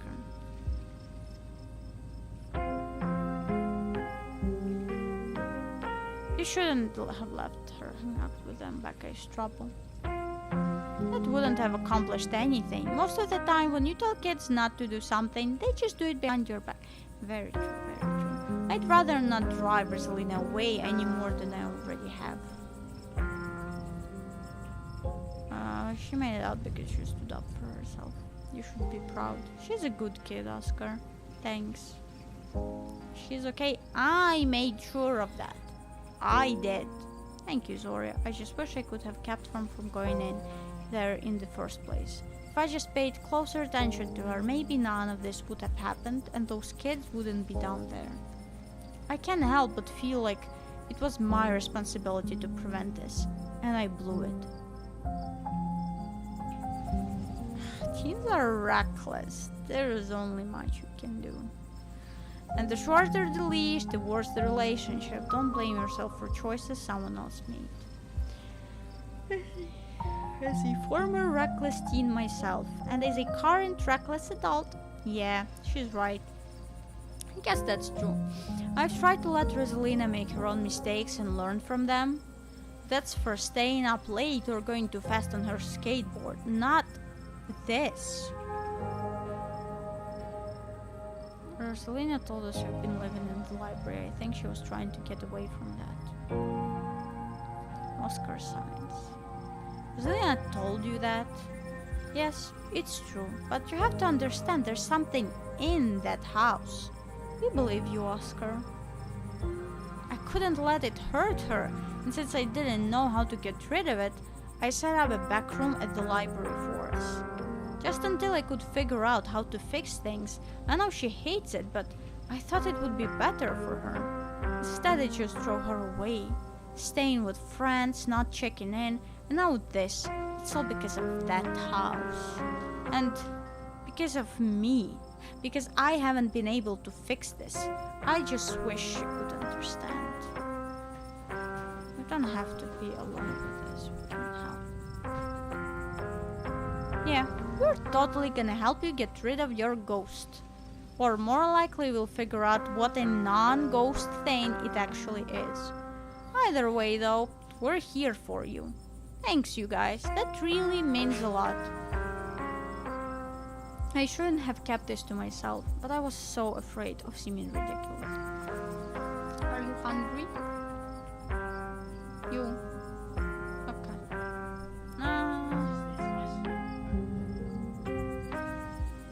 Okay.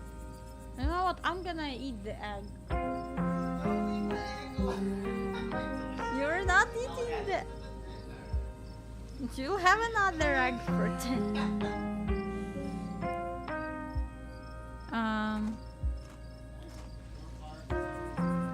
Yes.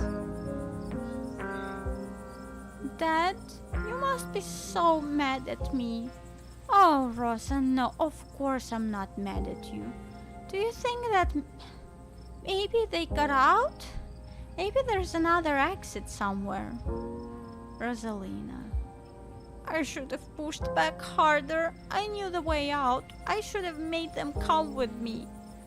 I just don't want them to be dead. I am so sorry, Dad. You don't have to be sorry. You're alive and you're safe. We couldn't have gone back for them, right? We wouldn't have made it out if we went back. We did what we had. There wasn't enough time. Like your dad said, you're alive, Rosaline. You're safe. That's all that matters. You're right. We couldn't have made it out if we went back for them. We had to make a choice. It's best not to regret it. Yes, some kids died in the mine. Made up because you stood up for yourself. Becca was too proud to listen to you, and Alexis decided to stay with her. It's not fair, though. They didn't deserve to be buried for that. I know how difficult this is, and you can be upset for as long as you need to be, Rosa. I think the best thing you can do for your friends right now, until we get them out of there, is to enjoy the life you have. I know I haven't made it easy for you. I know you've been frustrated with the choices I've made.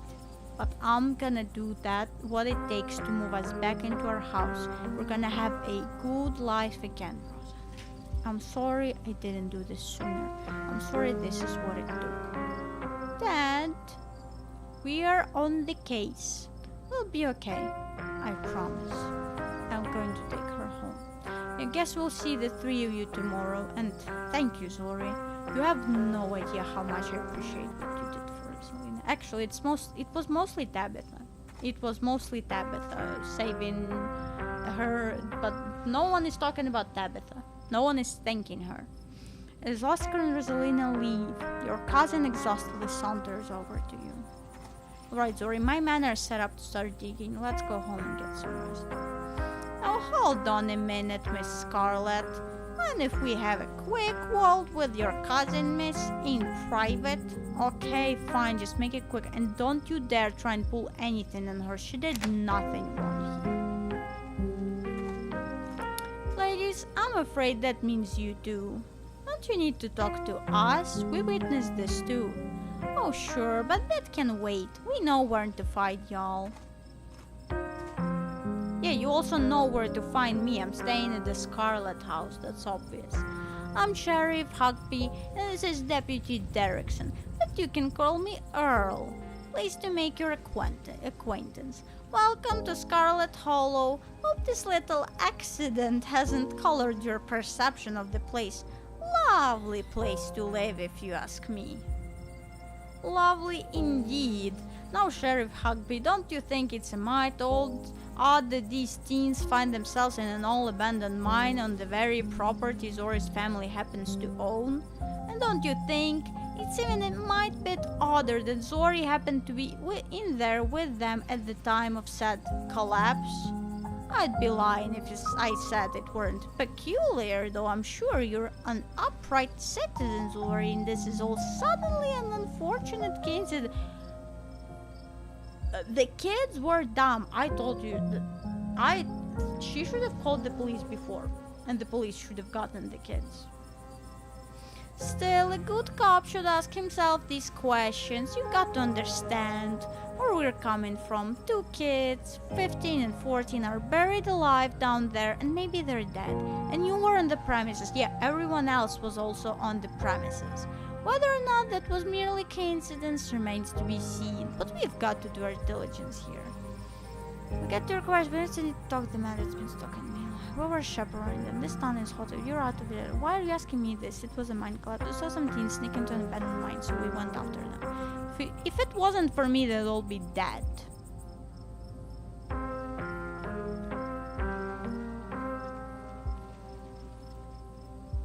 And yet 2 children are buried alive. I wouldn't pat yourself on the back if I were you. I'm sure you were well-intentioned. We just need to make sure we perform our duty as officers of the law. Well, if there's nothing more you can tell us, I suppose we'll let you go on about your evening, but we may be in touch. Have a good one. Ugh, idiots. Deputy Derrickson tips his hat to him. The 2 officers wander back towards the mine, Derrickson taking notes as they examine the scene. You make your way towards Stella and Kimiko. I just can't believe. 2 nights in a row. Is this my fault, Meeks? Stella, no, this is just an awful coincidence. It's not your fault. Oh, hey, guess the cops are done with you. Or are they gonna take you in for being present in an accident? Sorry if they gave you a hard time. Small town cops, you know. Always blame everything on drifters. Even acts of God, I guess. Excellent, you didn't get arrested. Now come on, let's get back to the estate. I'd like to get some rest before I have to deal with the fallout of everything that happened tonight. I'll see you tomorrow, okay, Zori? Please stop trying to get my cousin killed, Stella. Come on, let's go. Tabitha starts walking to her car, pulling you by your arm. See you tomorrow, guys. I'll text you when I'm back. I can talk. I'll text you. Tabitha doesn't say a word as the car cuts along the darkened road. You try to keep an eye on the surrounding wilderness as she drives, wary of what may lurk behind the tree line.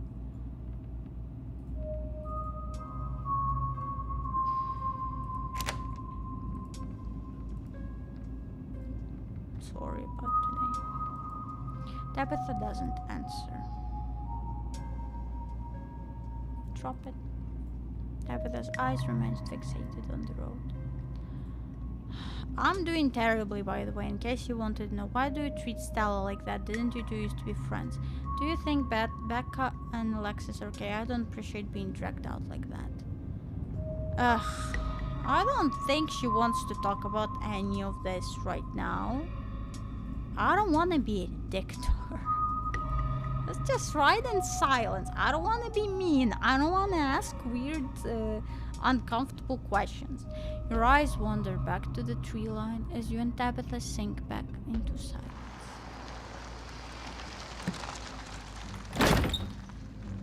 You once again cross the threshold into the estate. The musty stench of the decaying mansion greeting you with its undertones of mildew and wood rot. Well, this day was a lot more stressful than it needed to be, and I'm sure the precursor to a horrifically stressful week. I'm going to bed. I suggest you do the same. Thanks for calling me about those kids, by the way. It was unexpected. And for waiting for me, I appreciated it. I'll see you in the morning. Tabitha turns and makes her way up the stairs, her posture defeated. Turn in. You head up to your room to turn in. You collapse in Tabitha's dusty guest bed. your head empty of thoughts. After your time in the shrine, you barely even notice the dust. Your phone buzzes on the table. Kanika sent a message to Stella and you. Y'all, these are those things, right? Ugh. Kanika sends a picture of a pair of ditchlings by the side of the road. I saw them again too. Another picture of them staring from a tree. This is horrible. What the fuck? These things are definitely not hairless monkeys or raccoons or whatever. I don't know what the hell they are. I guess there's more to them being here than the mine collapse. No way I'm sleeping tonight. You think about looking out the guest room window, but at this point, you're too exhausted to leave your bed. The adrenaline from this evening is finally wearing off, replaced by a creeping exhaustion that threatens to overwhelm you. Your limbs feel heavy, your eyelids slipping down over your eyes, even as you stare down at the ominous pictures on your phone.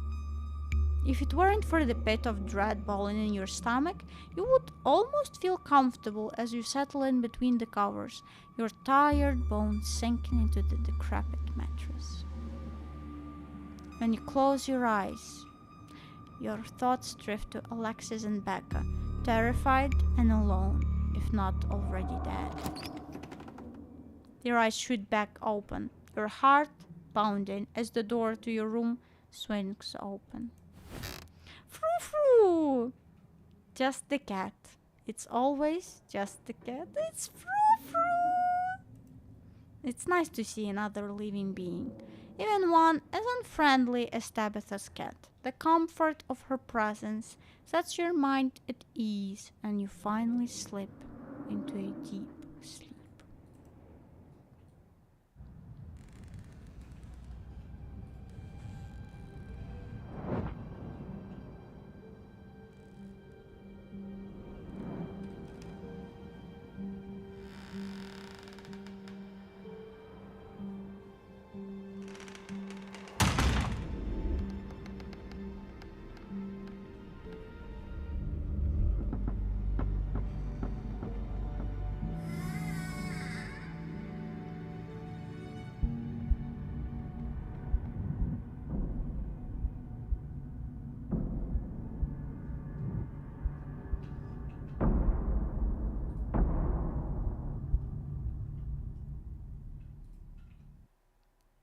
This is the end of the episode 2.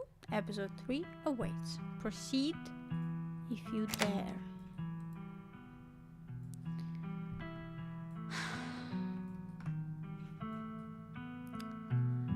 Okay.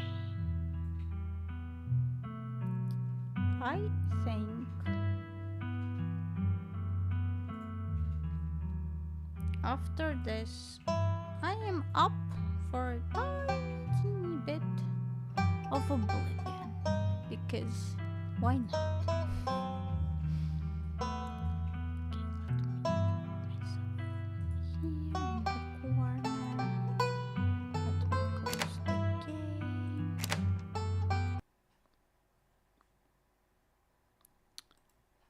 Let me play.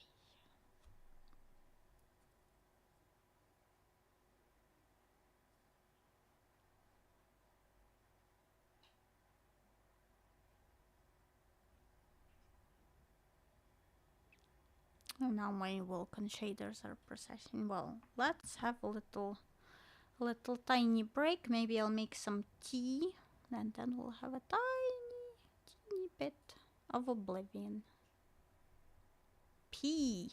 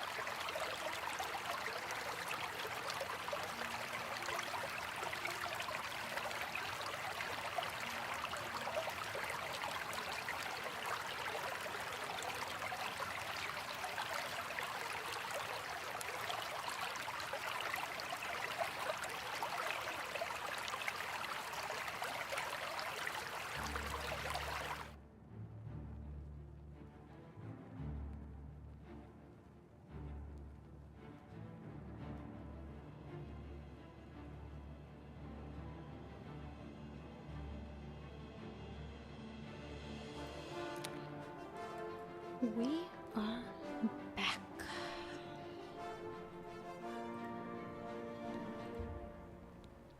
And I do not remember what I was doing.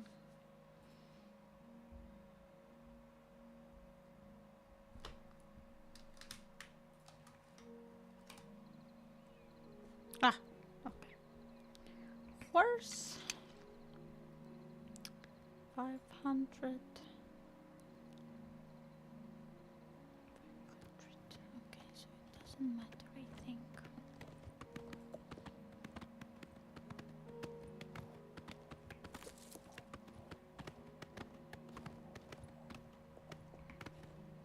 Ah.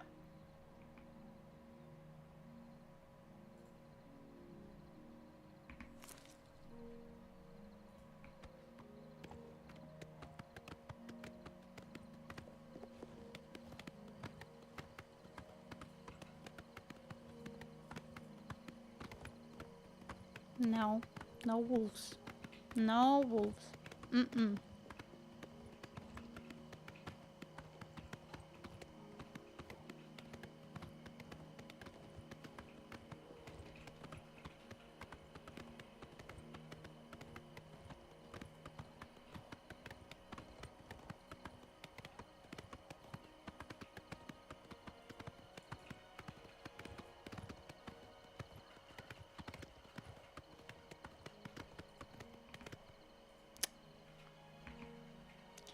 Trying to pick some flowers.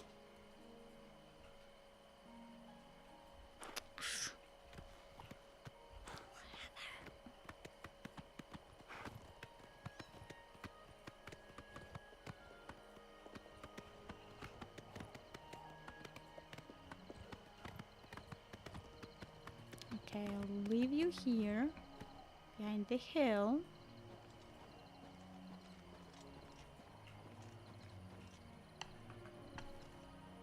I'll save.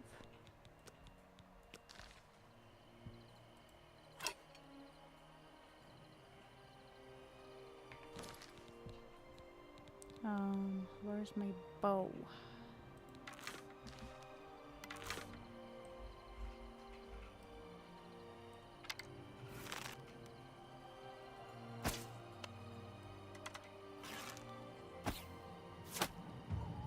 Oopsie.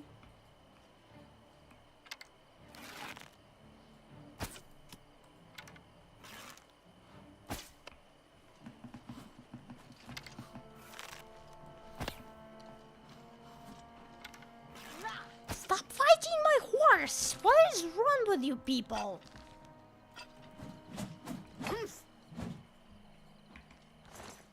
Weirdos. I'll take your lockpicks, thank you. Creeps of the monkey? 45 acrobatics and so. Ooh! Yes, pants. I'll take the pants of the monkey.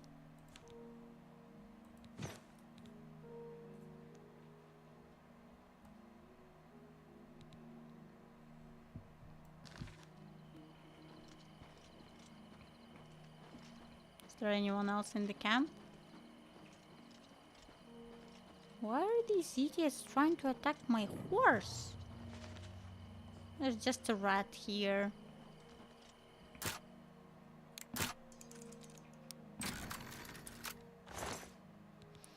Gold. Fine, I'll take this. Even though it's cheap. Okay, it's just one person.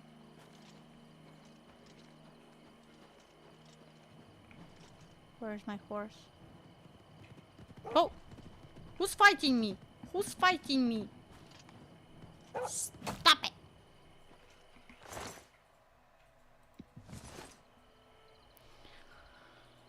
Where is my horse? Oh, seriously, where did I park?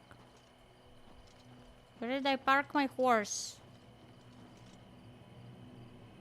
Damn it. Okay, the camp is here. So maybe it's like this way. somewhere? Yes, my horse. Where's my horse? Horse! Stop getting lost, please. The guy was with no pants. I just killed the guy and took his pants off. That's so creepy. That's the camp, right? I'm going in the... Yes, in the direction of the camp.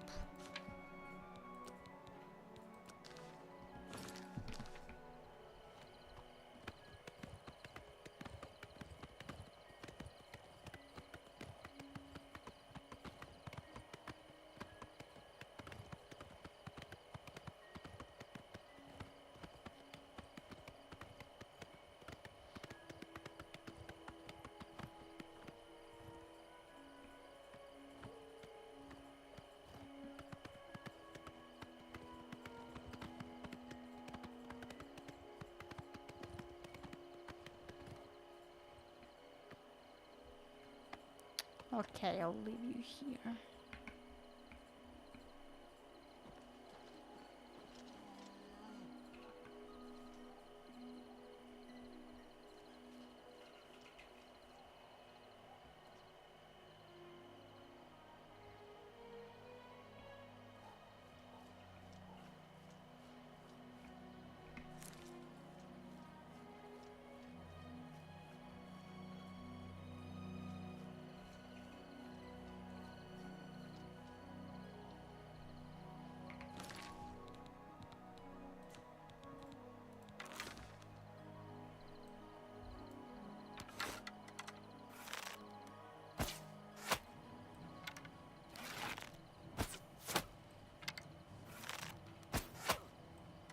Oh my god, how many arrows do you need?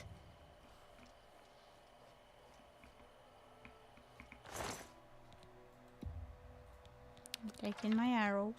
Lockpicks. Dwarven fur shield. Pants. Boots of the tiger. Fortify sneak. Nice.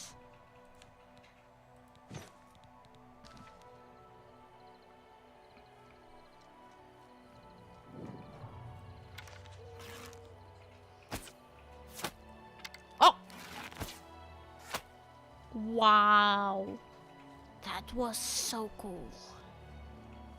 I am so sneaky.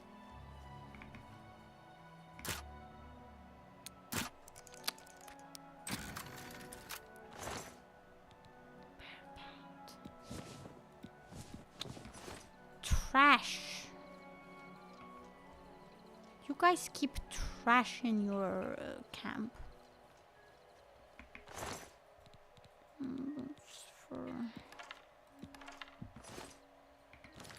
Okay, where is the city?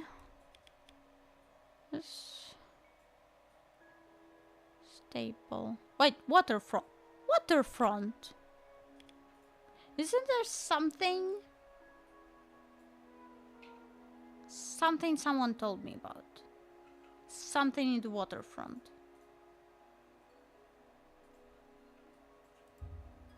Okay, Arcane University. I hope the lady is waiting for me.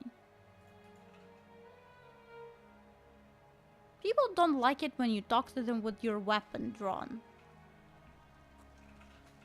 Oh. You have my ear, citizen.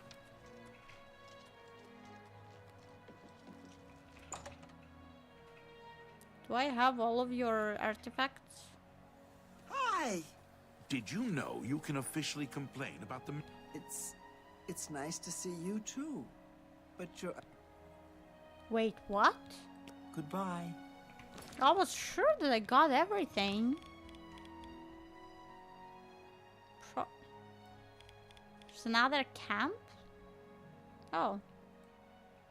I had no idea.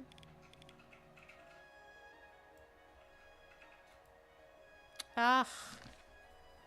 Why can't I fast travel from the inside? I was sure that it was 4. Maybe it was 5.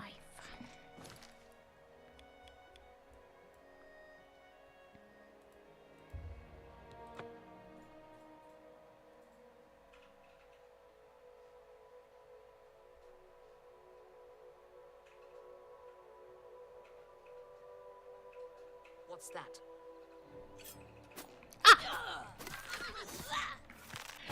Stop hurting my horse!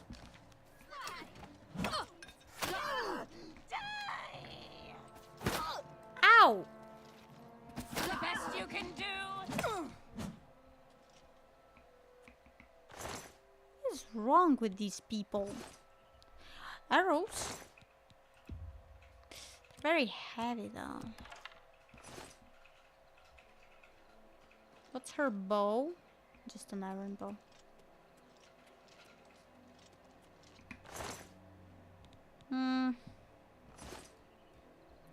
Nothing interesting.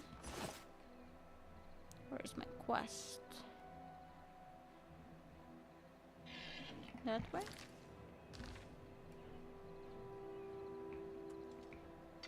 Whose horse is this? I don't know, but I'm taking it. It's my horse now.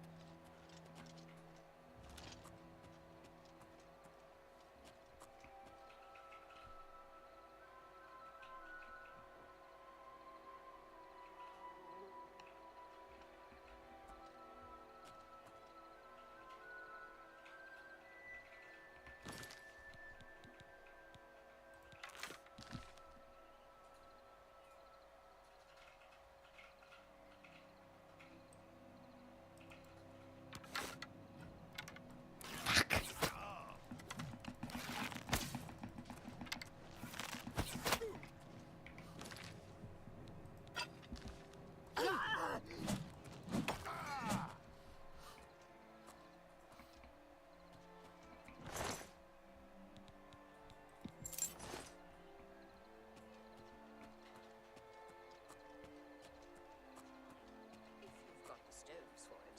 Go on. Have you heard any word about the other provinces? They say syndicates of wizards have led a boycott of imperial goods in the land of the Ultima.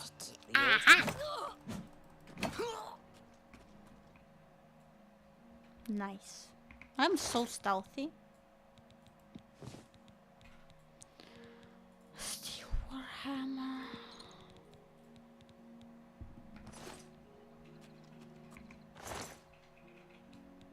Lockpick.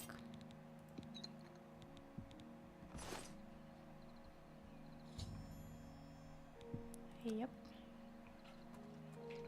Do you have... I don't see any chests. Okay, I wanna check out that thing. The that who did that? Waterfront. Have I been there? Maybe I'll find some beggars to talk to.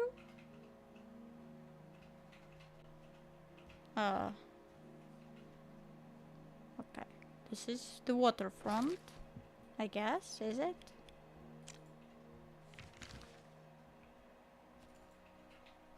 Well, we are in front of the water, I think. So, yeah.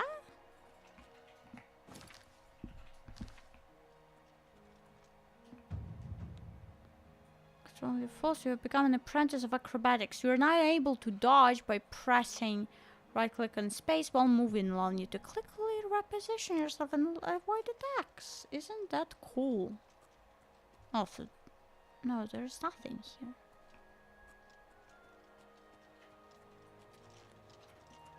But the beggars at the waterfront. They said that the beggars are at the waterfront.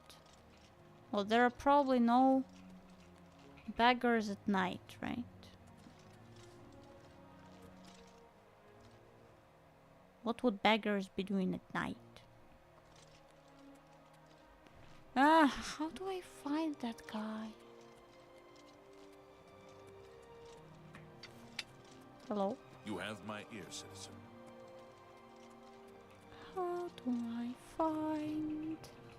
Are you a beggar? Oh, hey, sweet lady of Wayrest. Oh, hey, sweet lady of mine. Oh, I'll see you again. Yes, I'll see you again. Sweet lady of Wayrest, so fine. Thank you. I ain't got nothing to say to you, fancy pants. Fancy So why don't you mind pants. your own business, eh? Don't be mean. Yes, I do have nice pants. Pirate. Beautiful, Ah. isn't she? The Marie Elena. Damn fine ship with a damn fine crew. I should know. I'm her first mate. Malvolus is my name. So believe me when I tell you, we don't like it when people snoop around in our affairs. Oh, hey, sweet lady of Okay, Wayrest. don't Oh, be hey, sweet lady mean. of mine. I'll see you again. Yes, I'll see you again. Sweet lady of Wayrest, so fine. Ugh.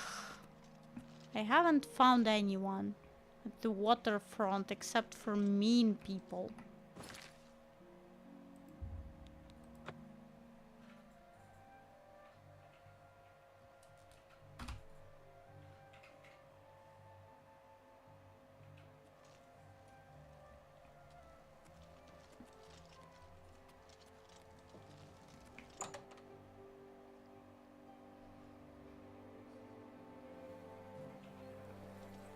How goes it? You have them? The items I requested? Give them to me, please. Yes, yes, this seems to be everything. Here's your reward. Thank you again. Better be a good reward. 300 gold. I mean, it's okay, I guess. Very hard. Damn it. What other quests do we have? I want to find the Thieves Guild. How do I find the Thieves Guild?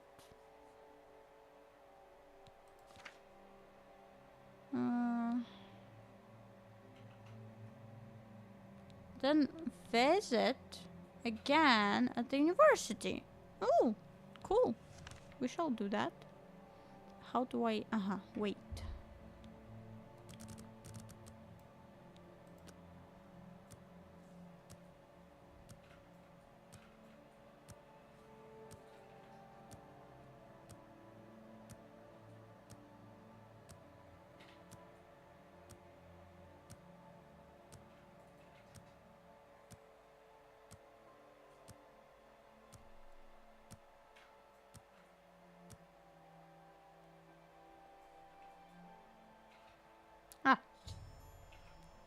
Should be functional. I should...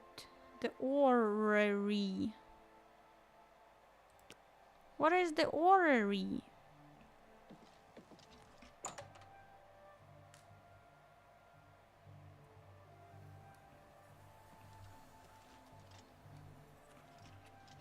Orrery? What can one do here? Dwarven metal. That's a nice door.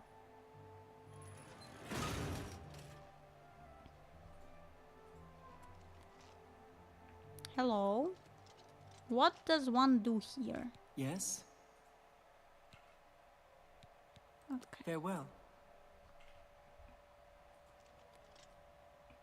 Imperial Orrery Console. I have activated the Imperial Orrery. What? What? Whatever. What? What is happening? No. Wow.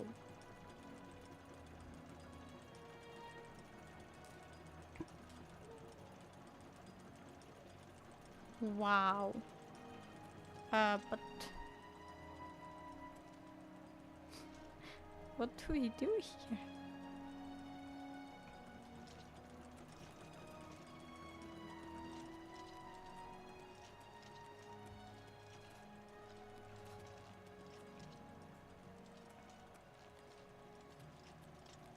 Ma'am, what do I do?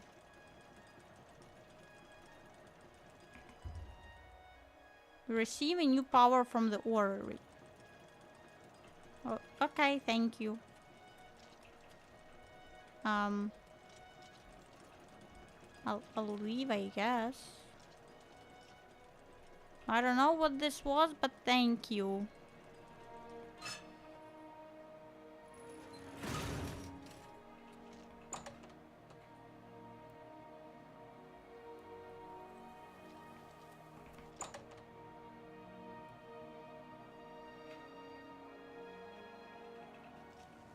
Speak. I wanna go to the waterfront.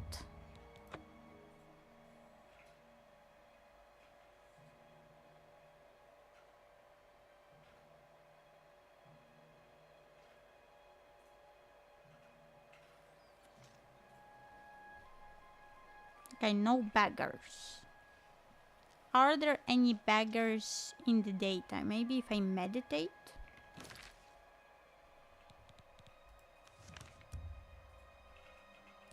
For a couple of hours.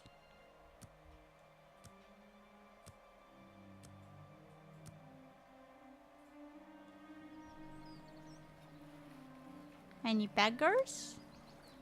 Who are you? Hi there. I'm the warehouse watchman, Damien Magius. Okay, do you know any rumors? Claudette Perrick runs a fine alchemy shop. You should check out the Gilded Carafe. Grey Fox? Ooh, he's that wanted criminal. Isn't he a master thief? I hear he's dangerous too. I've heard that the beggars spy for him. Yes, specifically here. We store goods here until the buyer can collect. You too. Are there any beggars? Your company.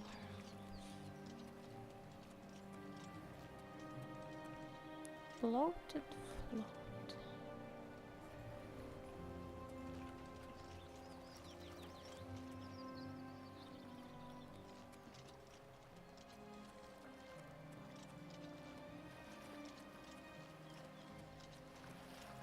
What is going on here? Get your black horse courier here. What just happened? Speak. What?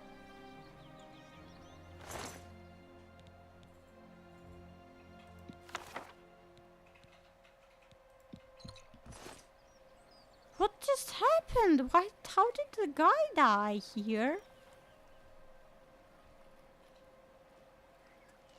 Those are the same guys, no? So what's this about? Anvil is all in an uproar. First, the chapel attacked. Now the prophet ranting about the end of the world. No. The outlaw? You can call me Halad the Outlaw, because I'm on the lam. Do you know rumors? Thornir will buy almost anything, and I mean anything. Okay. Good day. Hello there. The open hand. They call me Isleaf the Open-Handed, because I'm so generous. Give me Well, 100 gold Don't right expect now. a handout from me. You certainly don't need it. I understand that Orthorelos isn't a bad man to talk to. If you need to... Farewell. Nothing I'd like to talk about. Interesting. I heard that the Good day. guard is driving Be seeing back you. to Daedra. Maybe there's hope after all. That's great. Before I Good to faint. hear. Areldil, we don't have any business, do we? Then perhaps will you excuse me? That's mean. Rumor? Anvil is all in an uproar. First the chapel attack. Good day. Goodbye. Good day. Goodbye. Can you spare a coin? Who's the beggar? Oh, hey, sweet lady of Wayrest. Oh, hey, sweet Who lady asks of for a mine. I'll see coin? you again. Yes, I'll see you again. Oh, hey, sweet lady of Wayrest. Wayrest. Oh, hey, sweet lady of mine. Oh, I'll see you again. Yes, I'll see you again. Sweet I can eat for a day with a single coin. Have a coin. Thank you, kind lady. lady Blessings of Wayrest, Mystara. Okay. Maybe if I I- get this guy to tell me I'm who. so right? hungry. I just gave you a coin. You can't Go be ahead. hungry. You have a coin. I like that. A lot. You're pathetic. Ah. I doubt you will. I won't fight you.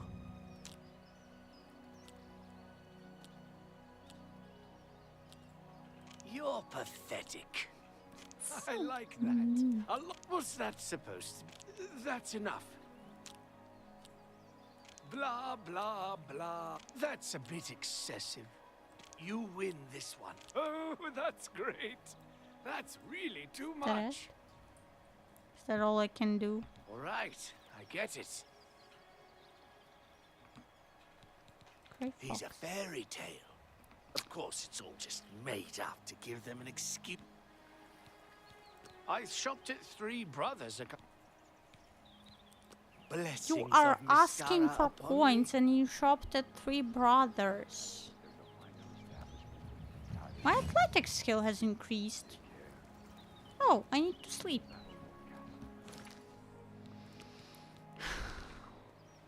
Do you think we will find the Grey Fox? Map marker? Which one? Which map marker?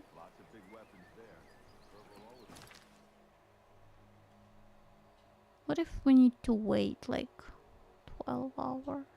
I don't know. We've been here at night. We've been here in the middle of the day. How do we find this Grey Fox guy?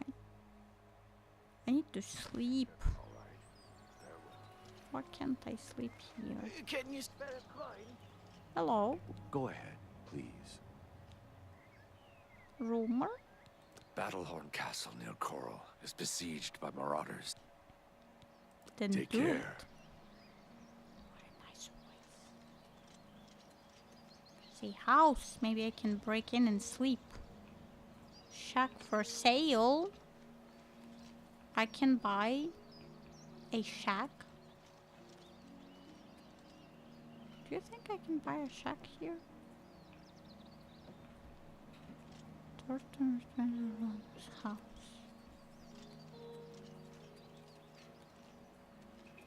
What is it now?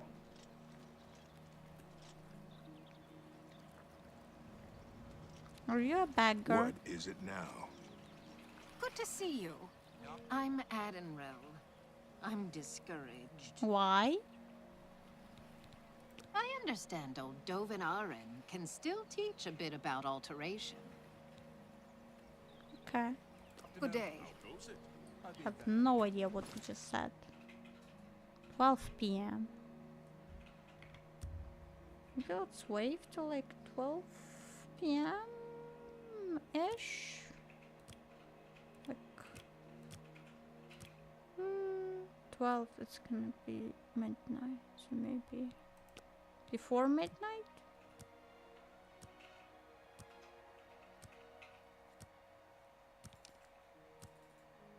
Are there any beggars on the streets at this time? Stop it. Beggars. Beggars? Any beggars? It's you, the hero of Kvatch. This is truly an honor. Beggar? How goes it? Beggars? How are you? My name is Carwin. Remember, I'll be rich and famous one day. Okay. Good. Rumor. They say that when you murder someone, the Dark Brotherhood comes to you in your... Okay. Bye. Bye. Any beggars here? Anyone here is trying to sneakily steal something? Are you a beggar? What brings you here? Are you a beggar? May I help you? Ah. How did this guy die? What happened here?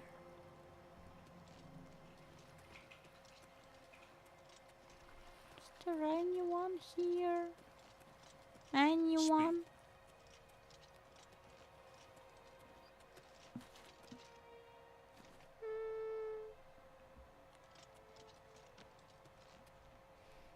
How do we get into the Thieves Guild? How do we do that?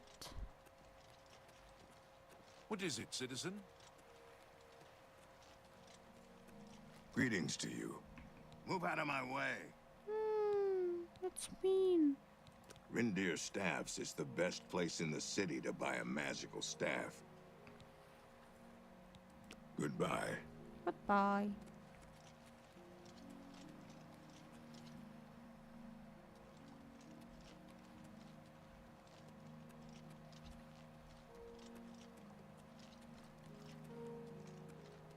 Hello. Hello. What?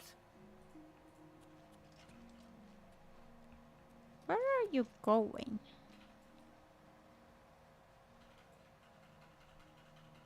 Temple District?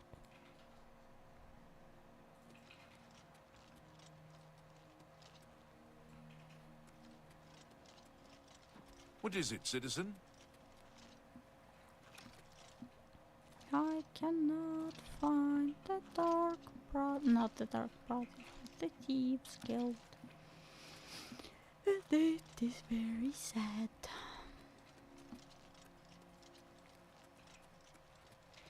What is it, citizen?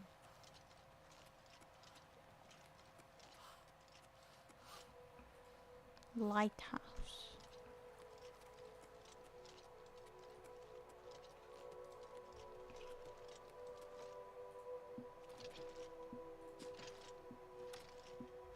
Horse. This is not my horse.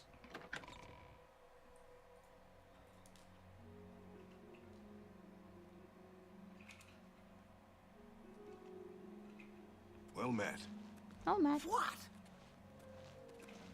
Hail, good citizen. How can I be of service?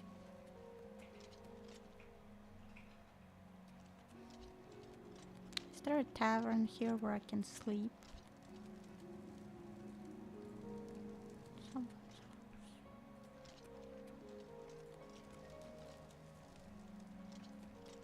Houses.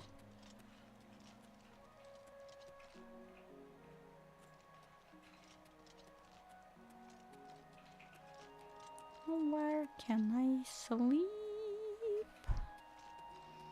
Where can I sleep? I need to level up. I need to level up. Help me level up.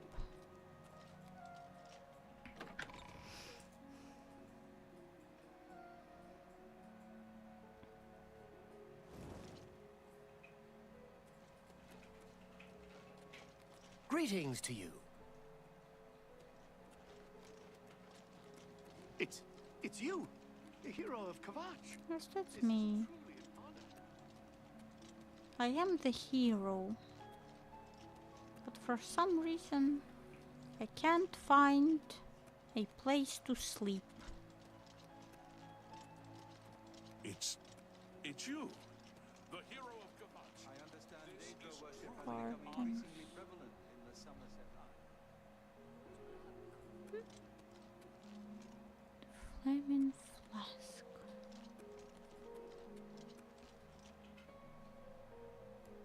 I need an N. Hail, good citizen. How can I be of service?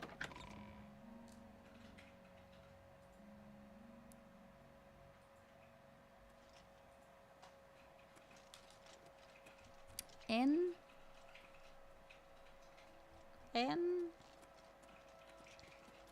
You have my ear, citizen.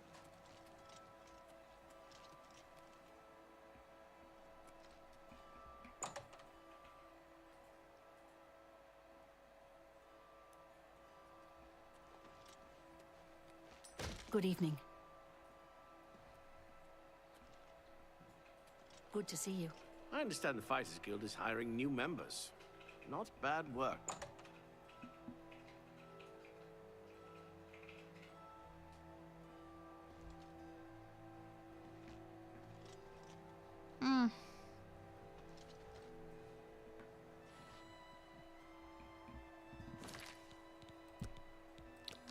to sleep.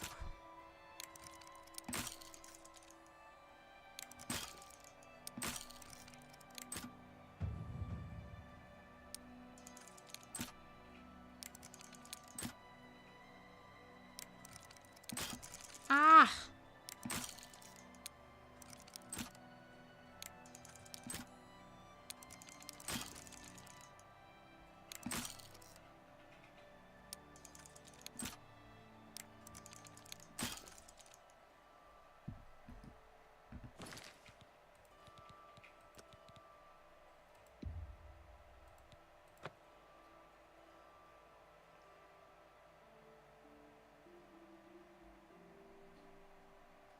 Okay, you know what? I think we're gonna find a place to sleep tomorrow. I'm not getting anything done today. I can't find the Thieves Guild. I can't find a place to sleep. And we've had some kids dying in the mine. But thank you everyone for coming to the stream, for spending your Sunday evening with me. And I'll see you tomorrow, probably, for more Oblivion. Bye! Bye, bye, bye.